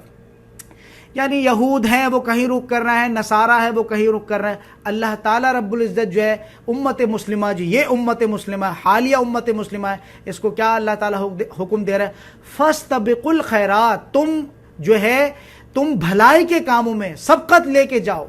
یہ سبقت کے معاملات کو سمجھو, فاستبقوا الخیرات, نیکی کے کاموں میں تم جو ہے وہ خیرات سے مراد ہے نیکی کے کام. تو تم جو کام کرو تمہارا نظریہ یہ ہونا چاہیے کہ تم نیکی کے کام میں جو ہے سبقت کرو. فاستبقوا الخیرات, یہ قبلوں میں بڑھ گئے اور یہ قوموں میں بڑھ گئے اور یہ ساری چیزیں نہیں, بلکہ نیکی کے کام میں. اصل چیز میں پہلے بھی بتا چکا ہوں, اصل چیز ہے نیکی. اصل جو کرنسی ہے آخرت کی وہ تو نیکی ہے. ان ترازوں میں کیا چیز تولی جائے گی جو اللہ تعالیٰ نے رکھے. اینما تکونوا, اب یہ پھر وہی بات آ رہی تکرار کے ساتھ جس کو میں کہہ رہا تھا, اینما تکونوا یاتی بکم اللہ جمیعا, جہاں کہیں بھی تم ہوگے اللہ تعالیٰ تمہیں اکٹھا کر کے لے آئے گا. ان اللہ علی کل شیء قدیر, اللہ تعالیٰ ہر شے پر, ہر کام پر, ہر عمل پر اللہ تعالیٰ جو ہے وہ قادر ہے. اب اس سے کیا مراد ہے کہ جہاں کہیں بھی تم ہوگے اللہ تمہیں اکٹھا کر کے لے آئے گا. حج, دنیا کے کونے کونے سے لوگ آتے ہیں, یہ اللہ تعالیٰ ہے جو اکٹھا کر کے اپنے بندے کو لاتا ہے. بات سمجھ آ رہی ہے؟ یہ بھی وہی ہدایت کی ایک شکل ہے کہ اگر تم سچے دل سے دعائیں کرو, وہ سارے کام کرو, تو اللہ تعالیٰ رب العزت تمہارے لیے اس کام کو آسان کر سکتے ہیں. ہماری نیتیں نہیں ہوتی, ہماری نیت ہے بزنس کو آگے بڑھانا. اب یہ مثال کے طور پر نیٹ پروفٹ آ گیا, دوبارہ سے اس کو نیو کیپٹل کے ضمن میں کیسے انویسٹ کر, ہماری کوشش تو یہ ہے. اور بس دل سے, ٹوٹی پھوٹی نیت سے مجھے حج کا بڑا شوق ہے, مجھے حج کا بڑا, یہ سب دھوکہ ہے جو انسان اپنے آپ کو دیتا ہے. لہٰذا اس دھوکے سے انسان باہر نکلے, پختہ نیت کرے اور اس کے لیے محنت کرے, لازماً وہ کام ہو کے رہے گا. بھلا ایسا ہو سکتا ہے کہ تم حج کرنا چاہو اور اللہ تعالیٰ رب العزت تمہیں حج کرنے کی سعادت نہ نصیب کرے. بات سمجھ آ رہی نہیں؟ ہماری نیتوں میں کھوٹ ہے, ہماری نیتوں میں کھوٹ ہے. اللہ تعالیٰ کے دینے میں کوئی وہ نہیں ہے, ہماری نیت ہی ٹوٹی پھوٹی ہوتی ہے. بات سمجھ آ رہی ہے؟ پختہ نیت آپ کر لیجئے, ڈٹ جائیے, اس کے لیے محنت کیجئے, انشاءاللہ تعالیٰ اسی سال آپ دیکھیں گے کیا آپ حج کر سکتے ہیں. وَمِنْ حَيْثُ خَرَجْتَ فَوَلِّ وَجْهَكَ شَطْرَ الْمَسْجِدِ الْحَرَامِ, اور جہاں کہیں سے بھی تم نکلو, جہاں کہیں سے بھی تم نکلو, موڑ لو, فَوَلِّ وَجْهَكَ, تو اپنا رخ پھیر لو مسجد الحرام کی جانب. میں نے جس کو کہا تھا تکرار کے ساتھ آ گئے, دوسری تیسری آیت ہے, لیکن یہ کہ بدلی ہوئی شکل میں وہی بات آ رہی ہے کہ موڑ لو اپنا رخ جہاں کہیں سے بھی تم نکلو. وَإِنَّهُ لَلْحَقُّ مِن رَبِّكَ, اور دیکھو اس میں کوئی شک نہیں ہے کہ یہ حق ہے تمہارے رب کی جانب سے. وَمَا اللَّهُ بِغَافِلٍ عَمَّا تَعْمَلُونَ, اور اللہ تعالیٰ اس سے غافل نہیں کہ جو کام تم کر رہے ہو. وَمِنْ حَيْثُ خَرَجْتَ فَوَلِّ وَجْهَكَ شَطْرَ الْمَسْجِدِ الْحَرَامِ, دوبارہ سے وہی تکرار کے ساتھ جو میں نے کہا تھا, وَمِنْ حَيْثُ خَرَجْتَ فَوَلِّ وَجْهَكَ, اب دیکھیے گا یہ تکرار جب آتی ہے کسی چیز کی بھی تو اس کے حساب سے اس چیز کو کیٹیگرائز کیا جاتا ہے. یعنی نماز کی جو تکرار 700 بار نماز قائم کرو نماز قائم کرو نماز قائم کرو، تو اس تکرار کی بنیاد پہ رسول اللہ نے اس کو ایک درجہ قائم کیا، وہ کیا ہے؟ کفر کا، کہ اگر تم نہیں پڑھتے کفر میں داخل، فریضے میں ڈال دیا اس چیز کو. اسی طرح سے حج کے بارے میں بھی کچھ آیات اس طرح کی آئی ہیں سورۃ آل عمران میں، اور آگے چل کے ہم دیکھیں گے سورۃ النساء میں. اگر ہوتے ہوئے بھی انسان سارا مال دولت سب ہے، بزنس بڑھا رہا ہے کر رہا ہے، اور یہ کہ وہ ڈگریاں کر رہا ہے ڈپلومے، لیکن حج کی طرف نہیں جاتا، وہ انسان بھی جو ہے سمجھ لے کہ کفر کر رہا ہے. بات سمجھ آ رہی نہیں؟ تو تکرار کی بنیاد پہ جو ہے یہ لیجسلیشن جو ہوتی ہے تکرار کی بنیاد پہ. اب یہ جو تکرار بار بار جو تکرار آیا، تو یہاں سے یہ بات ثابت ہوئی کہ ہمیں لازماً اپنا رخ جو ہے وہ کیا کرنا پڑے گا؟ قبلے کی جانب ہی کرنا پڑے گا. لیکن اس میں یہ چیز ہے کہ آپ سفر میں ہیں، گاڑی میں ہیں، یا آپ کسی ایسی جگہ پہ جہاں قبلہ آپ کو نہیں پتہ چلتا، تو کسی بھی جگہ آپ کر کے پڑھ لیں. بات سمجھ میں آ رہی نہیں؟ تو یہ چیزیں ایکسٹریم میں نہیں لے جانا اس چیز کو، سمجھ آ رہی ہے؟ کوشش 100% آپ کی یہ رہنا چاہیے کہ قبلے کی طرف رخ ہے، لیکن بہت زیادہ مجبوری میں اس چیز کو اتنا ایکسپلین اس لیے کر رہا ہوں کہ بعد میں سوالات آنا شروع ہو جائیں گے. لہٰذا سمجھ لیجئے گا اس چیز کو اچھی طرح سے کہ یہ قبلہ جو ہے یہ ایک اتجاہ ہے، ایک ڈائریکشن ہے قبلہ. کوئی ایسا نہیں ہے معاذ اللہ کہ اللہ تعالیٰ اس میں مقیم ہے، خانہ کعبہ کے اندر جو ہے وہ جو اس طرح کے معاملات ہیں. سمجھ آ رہی ہے؟ تو یہ ایک ڈائریکشن ہے. یہ ومن حیث خرجت فولی وجہک شطر المسجد الحرام، اور جہاں کہیں سے بھی تم نکلو اپنا رخ پھیر لیا کرو مسجد حرام کی طرف. وحیث ما کنتم فولوا وجوہکم شطرہ، اور جہاں کہیں بھی تم ہو تو موڑو اپنے رخ کو اسی کی جانب. اب یہ بار بار تکرار کے ساتھ وہی بات آ رہی ہے، لِأَلَّا يَكُونَ لِلنَّاسِ عَلَيْكُمْ حُجَّةٌ، تاکہ لوگ جو ہیں وہ کیا کریں؟ تمہارے خلاف حجت نہ قائم کر سکے. اب اس سے کیا مراد ہے؟ بڑے بڑے جو یہود کے علماء تھے، اگر یہ کام نہ ہوتا تحویل قبلہ کا، تو وہ کہتے کہ ہم نہیں مانتے کہ یہ رسول ہے آخری. کیوں؟ کیونکہ ہماری کتاب میں تو یہ لکھا تھا کہ قبلہ چینج ہوگا، خانہ کعبہ ہوگا. یہ دیکھو انہوں نے تو قبلہ چینج ہوا ہی نہیں، یہ تو آخری دیکھا، یہ یہاں سے دلیل مل گئی.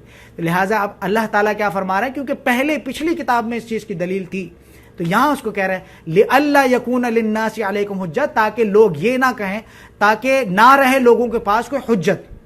إِلَّا الَّذِينَ ظَلَمُوا، سوائے اس کے کہ جن لوگوں نے ظلم کیا ان میں سے، منہم فلا تخشوہم وخشونی، کہ تم جو ہے وہ کیا کرے؟ ان سے نہ ڈرو. إِلَّا الَّذِينَ ظَلَمُوا منہم، سوائے ان کے جو بے انصاف ہیں، جو ظلم کرنے والے ہیں، منہم ان میں سے، فلا تخشوہم وخشونی. میں بتا چکا ہوں بہت بڑا فتنہ تھا یہ جو یہود اور نصارہ تھے، بہت زیادہ اس میں جو ہے وہ حرکت میں آ گئے تھے. بہت بڑا فتنہ تھا، بہت بڑا فتنہ تھا. تو یہاں ڈر خوف کا بھی معاملات کچھ پیدا ہوتے، کچھ جو نئے ایمان لانے والے تھے، تو یہاں پہ ان کو تھوڑا سا جو ہے مورلی ان کو وہ کہا جا رہا ہے فلا تخشوہم، تو ان سے نہ ڈرو، وخشونی، مجھ سے ڈرو، ولیتم نعمتی علیکم ولعلکم تہتدون، تاکہ میں اپنی نعمتوں کا اتمام تم پر کر دوں. اب یہ نعمتوں کے اتمام سے کیا مراد ہے؟ نعمتوں کے اتمام سے مراد یہ ہے کہ جیسے حضرت موسیٰ علیہ السلام کے دور میں نعمتوں کا اتمام نہیں ہو پایا. کیوں؟ کیونکہ وہ ناہنجار قوم ان کو ملی، انہوں نے جو ہے وہ ان کا کفر کرنا شروع کیا، ان کی مخالفت کرنا شروع کی، وہ ساری چیز. اس طرح کی امت ہی ان کو نہیں ملی، وہ حواری ان کو حضرت موسیٰ علیہ السلام کو نہیں ملے، وہاں جو ہے وہ کام انکمپلیٹ رہ گیا. اسی طرح سے حضرت عیسیٰ علیہ السلام، یہ جو ہم کہتے ہیں آخری رسول اور آخری نبی، اس سے کیا مراد ہے؟ اس سے مراد یہ ہے کہ بڑی شان و شوکت کے ساتھ یہ اپنی جو ڈیوٹی حضرت موسیٰ علیہ السلام نہیں کر پائے، حضرت عیسیٰ علیہ السلام نہیں کر پائے، وہ کام محمد رسول اللہ صلی اللہ علیہ وسلم سے، یعنی یہ تکمیل تک جو لاسٹ پارٹ جو اس کا رہ رہا تھا، جو اگر یہ کام بڑی عزت سے ہوتا تو شاید ایک ہی رسول اس کام کو کر دیتا، لیکن یہ کہ انہوں نے موقع ہی نہیں دیا. انہوں نے حضرت موسیٰ علیہ السلام کے کیا معاملات کیے، تو وہ کام وہاں انکمپلیٹ رہ گیا. پھر اللہ تعالیٰ نے ایک رسول کو بھیجا، پھر اس کو قتل کرنے کی سازش، پھر وہاں انکمپلیٹ رہ گیا. اب یہ محمد رسول اللہ جو آئے، اللہ کا قول فصل تھا کہ نہ یہ قتل کیے جائیں گے، نہ جو ہے کچھ اس طرح کا معاملات ہوگا، یہ آخری رسول ہے. تو اس لیے ان کے سارے بات، تو یہ جو چیز ہے، یہ ایک رسول بھی یہ کام کر سکتا تھا. بات سمجھ آ رہی ہے؟ ایک رسول بھی یہ کام کر سکتا تھا، لیکن ان کو موقع ہی نہیں ملا اس طرح کا. محمد رسول اللہ کو اللہ تعالیٰ، تو یہ فرمایا جا رہا ولی اتم نعمتی، کہ تاکہ میں اپنی نعمتوں کا اتمام تمہارے اوپر جو کر دوں.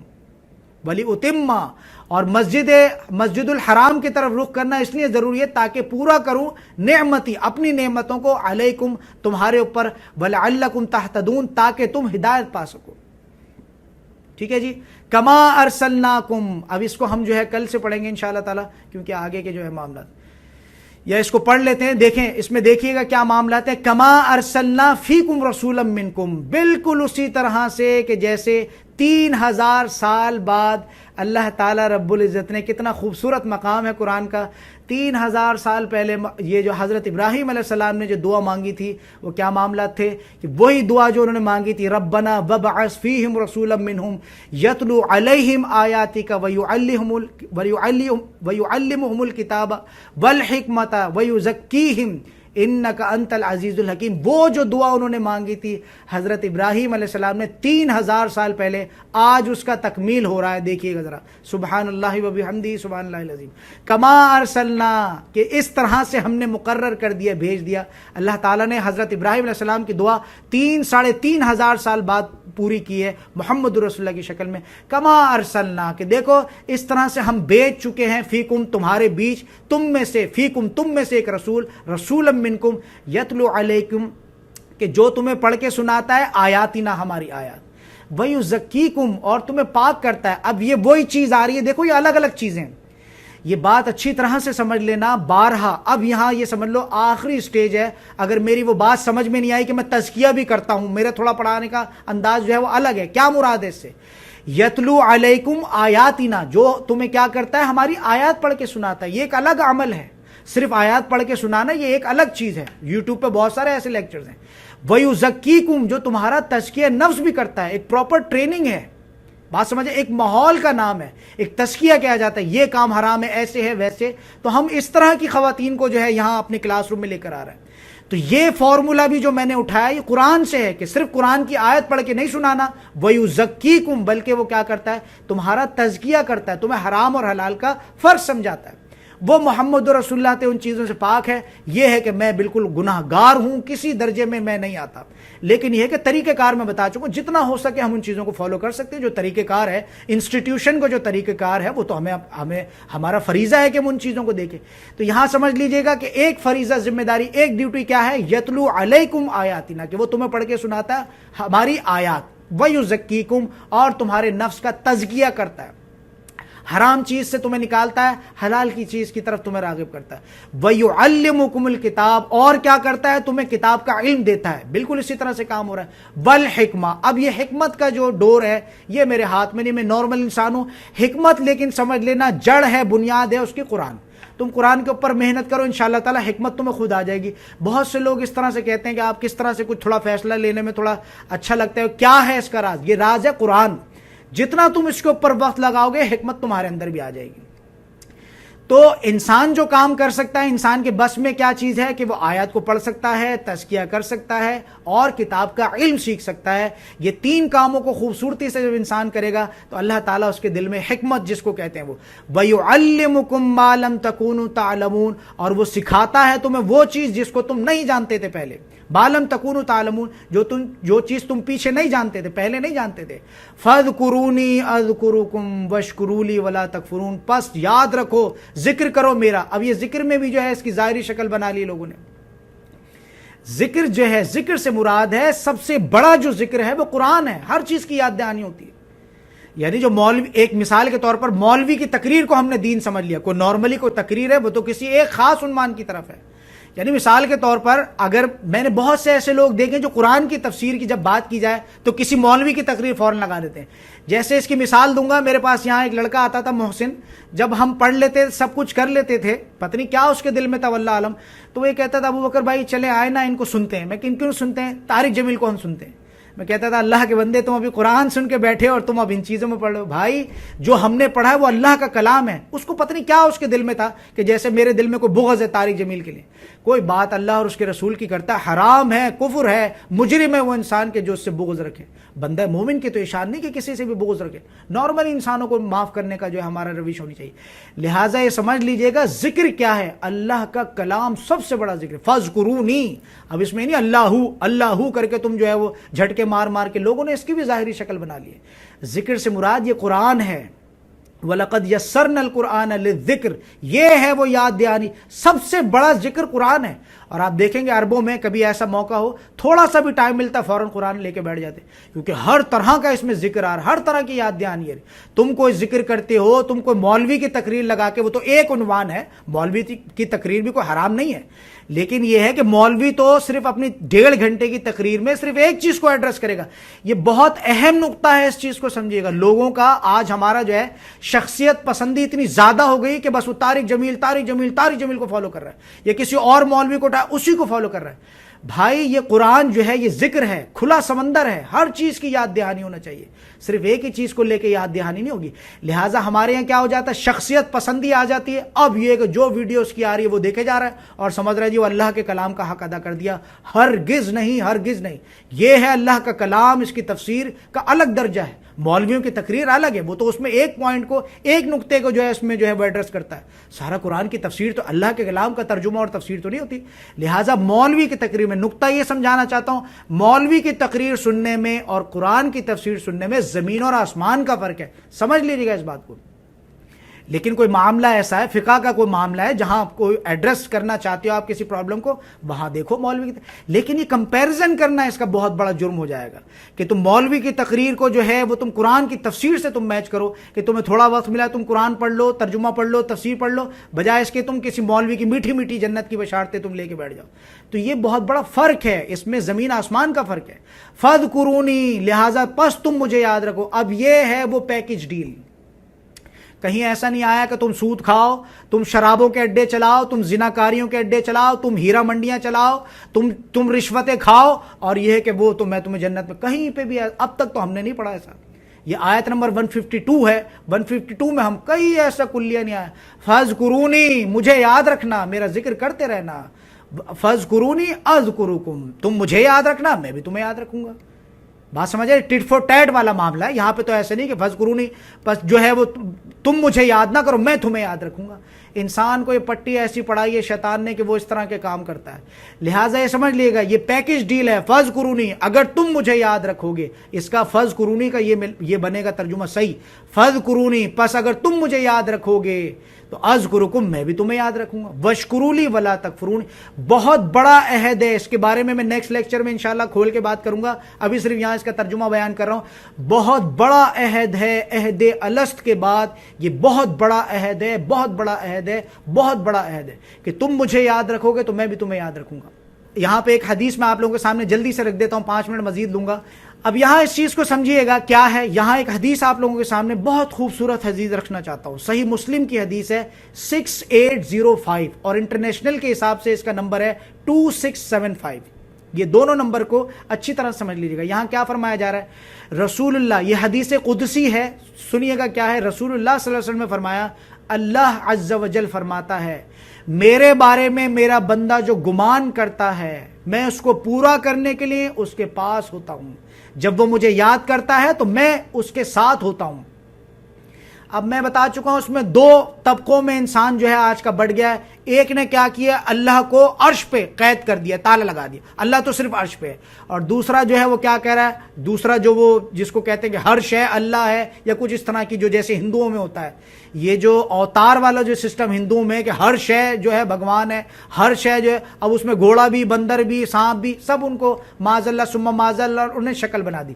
یہ 2 ایکسٹریم کنڈیشنز۔ اللہ تعالیٰ مقیم جو ہے، تخت جو ہے اس کا وہ عرش ہے، لیکن ظاہری اعتبار سے وہ عرش پر ہے، اور باطنی اعتبار سے ہمارے دل میں بھی کوئی چیز، یہ سمجھ لینا، یہ نور اور بشر کے قصے میں بھی میں آپ لوگوں کو سنا چکا ہوں۔ ایک بہت بڑا طبقہ ہے وہ کیا کرتا ہے کہ نبی کریم صلی اللہ علیہ وسلم کو صرف نور ہے، اور ہم جانتے ہیں کہ نور کس کو کہا ہے۔ حضرت عائشہ نے نور کی کیا وضاحت کی ہے، حضرت محمد صلی اللہ علیہ وسلم ہی نہیں بلکہ ہر انسان نور بھی اور بشر بھی ہے، ہر انسان میں روح بھی ہے اور ہر انسان جسم بھی ہے۔ یہ فتنہ پھیلایا مولوی نے، اس میں پھر وہ مسلک میں اور وہ پھر وہ مناظرے ہو رہا ہے، ہزاروں چیزیں۔ لہٰذا صرف محمد رسول اللہ ہی نور نہیں ہے، ہر انسان نور ہے، ہر انسان بشر ہے۔ ہمارے اندر بھی وہ روح ہے۔ روح کیا ہے؟ نور ہے، اللہ کے کن سے پیدا ہے۔ ہم بھی نور ہیں، ہم بھی بشر ہیں۔ محمد رسول اللہ بھی نور تھے، وہ بھی بشر تھے، بس یہ ہے کہ ان کا جو نورانی جو حساب کتاب تھا بہت اعلیٰ تھا، ان کا جسمانی کو دبا کے انہوں نے رکھا تھا۔ ہمارے معاملات یہ معاذ اللہ ثم معاذ اللہ، ہمارے معاملات تو جسمانی کو اٹھا کے رکھتے ہیں، روحانی تو بالکل زیرو ہو چکا ہے۔ بات سمجھ میں آ رہی ہے؟ لیکن وہی فورسز سے بنا کے محمد رسول اللہ کو بھی بنایا گیا، ان میں بھی جسم تھا، ان کو بھی چوٹ لگتی تھی۔ غزوہ احد میں ہم اس چیز کو دیکھیں گے کہ وہ جو تلوار کا جو وار لگا ہے تو اس سے خون کا فوارہ چھوٹا ہے، اگر نور ہی نور ہوتے تو کیا خون کا فوارہ چھوٹتا؟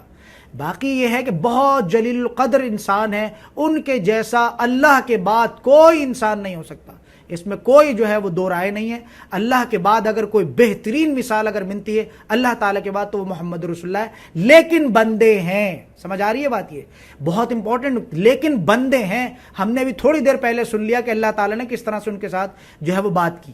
تو اللہ اللہ ہے، بندہ بندہ ہے۔ اللہ کا جو حق ہے وہ اللہ کا ہے، محمد رسول اللہ کو جو حق ہے وہ ان کا ہے۔ اس کو کھچڑی نہیں بنانی ان چیزوں کی۔ تو یہاں کیا فرمایا جا رہا ہے؟ اگر وہ مجھے اپنے دل میں یاد کرتا ہے، صحیح مسلم کی حدیث ہے 6805 انٹرنیشنل کے حساب سے 2675، کیا فرمایا جا رہا ہے؟ اگر وہ مجھے اپنے دل میں یاد کرتا ہے تو میں بھی اسے اپنے دل میں یاد کرتا ہوں۔ حدیث نمبر بتا چکا ہوں، دیکھ لیجئے گا، یہ الفاظ ہیں۔ اگر وہ مجھے، اب اس سے یہ ملتا ہے کہ اللہ کا دل بھی ہے کچھ اس طرح کا، جیسے کہیں ملتا ہے اللہ کا ہاتھ ہے، جیسے کچھ اور ملتا ہے کچھ اور، یہاں پہ کیا فرمایا جا رہا ہے؟ تو میں اسے بھی دل میں یاد کرتا ہوں، اور وہ اگر مجھے بھری مجلس میں یاد کرتا ہے تو میں بھی اس میں جو ہے اس کو کسی بہت بڑی مجلس ہے جس کو کہتے ہیں کہ بہت بڑی کسی مجلس، فرشتوں کی ملائے اعلیٰ کی جو محفل ہے، میں بھی اسے وہاں یاد کرتا ہوں۔ اگر وہ ایک بالش میرے قریب آتا ہے تو میں ایک ہاتھ اس کے قریب آتا ہوں، اور اگر وہ ایک ہاتھ میرے قریب آتا ہے تو میں دونوں ہاتھوں کی لمبائی کے برابر اس کے قریب آتا ہوں۔ اور ہمارے لوگ کہہ رہے ہیں جی ہم تو وسیلہ بنائیں گے، ہمیں تو کوئی نہ کوئی بیچ کا چاہیے، کیسے ہو سکتا ہے، یوں ہو سکتا ہے۔ ارے بھائی اتنا قریب ہے اللہ، پھر بھی تمہیں کرنی ہے اگر یہ چیز تو تم کرو، پھر کیا کر سکتے؟ کوئی وسیلہ نہیں، کوئی پوپ نہیں، کوئی پنڈت نہیں، کوئی پادری نہیں، اللہ تعالیٰ ڈائریکٹ ہے انسان کے ساتھ، جب چاہو ہاتھ اٹھاؤ، تم اللہ تعالیٰ سے مخاطبت کر سکتے ہو۔ تو یہاں یہ حدیث ہے، صحیح مسلم کی حدیث ہے، لیکن وہی بات، جہالت کی بنیاد پہ قرآن پڑھا نہیں، حدیث پڑھا نہیں، اور یہ کہ بس جو سنتے آ رہے ہیں انہی چیزوں کو۔ اگر وہ میرے پاس چلتا ہوا آتا، اب یہ الفاظ دیکھو ذرا، اللہ اکبر، کس طرح سے اللہ تعالیٰ ایکسپلین کر رہے ہیں اپنے آپ کو بھی، انسان کو بھی۔ اگر وہ میرے پاس چل کر آتا ہے تو میں اس کے پاس دوڑ کر جاتا ہوں۔ سبحان اللہ، اللہ تعالیٰ کے تو معاملات ہیں، لیکن چل کے کون آتا ہے؟ کون چل کے آ رہا ہے؟ کوئی بھی چل کے نہیں آتا، سب اپنی دنیا میں مست ہیں، لگے ہیں دن رات جو ہے اپنے کاموں میں لگے۔ تو لہٰذا یہ سمجھ لیجیے گا اس بات کو۔ بارک اللہ لی ولکم فی القرآن العظیم ونفعنی وإیاکم بالآیات والذکر الحکیم۔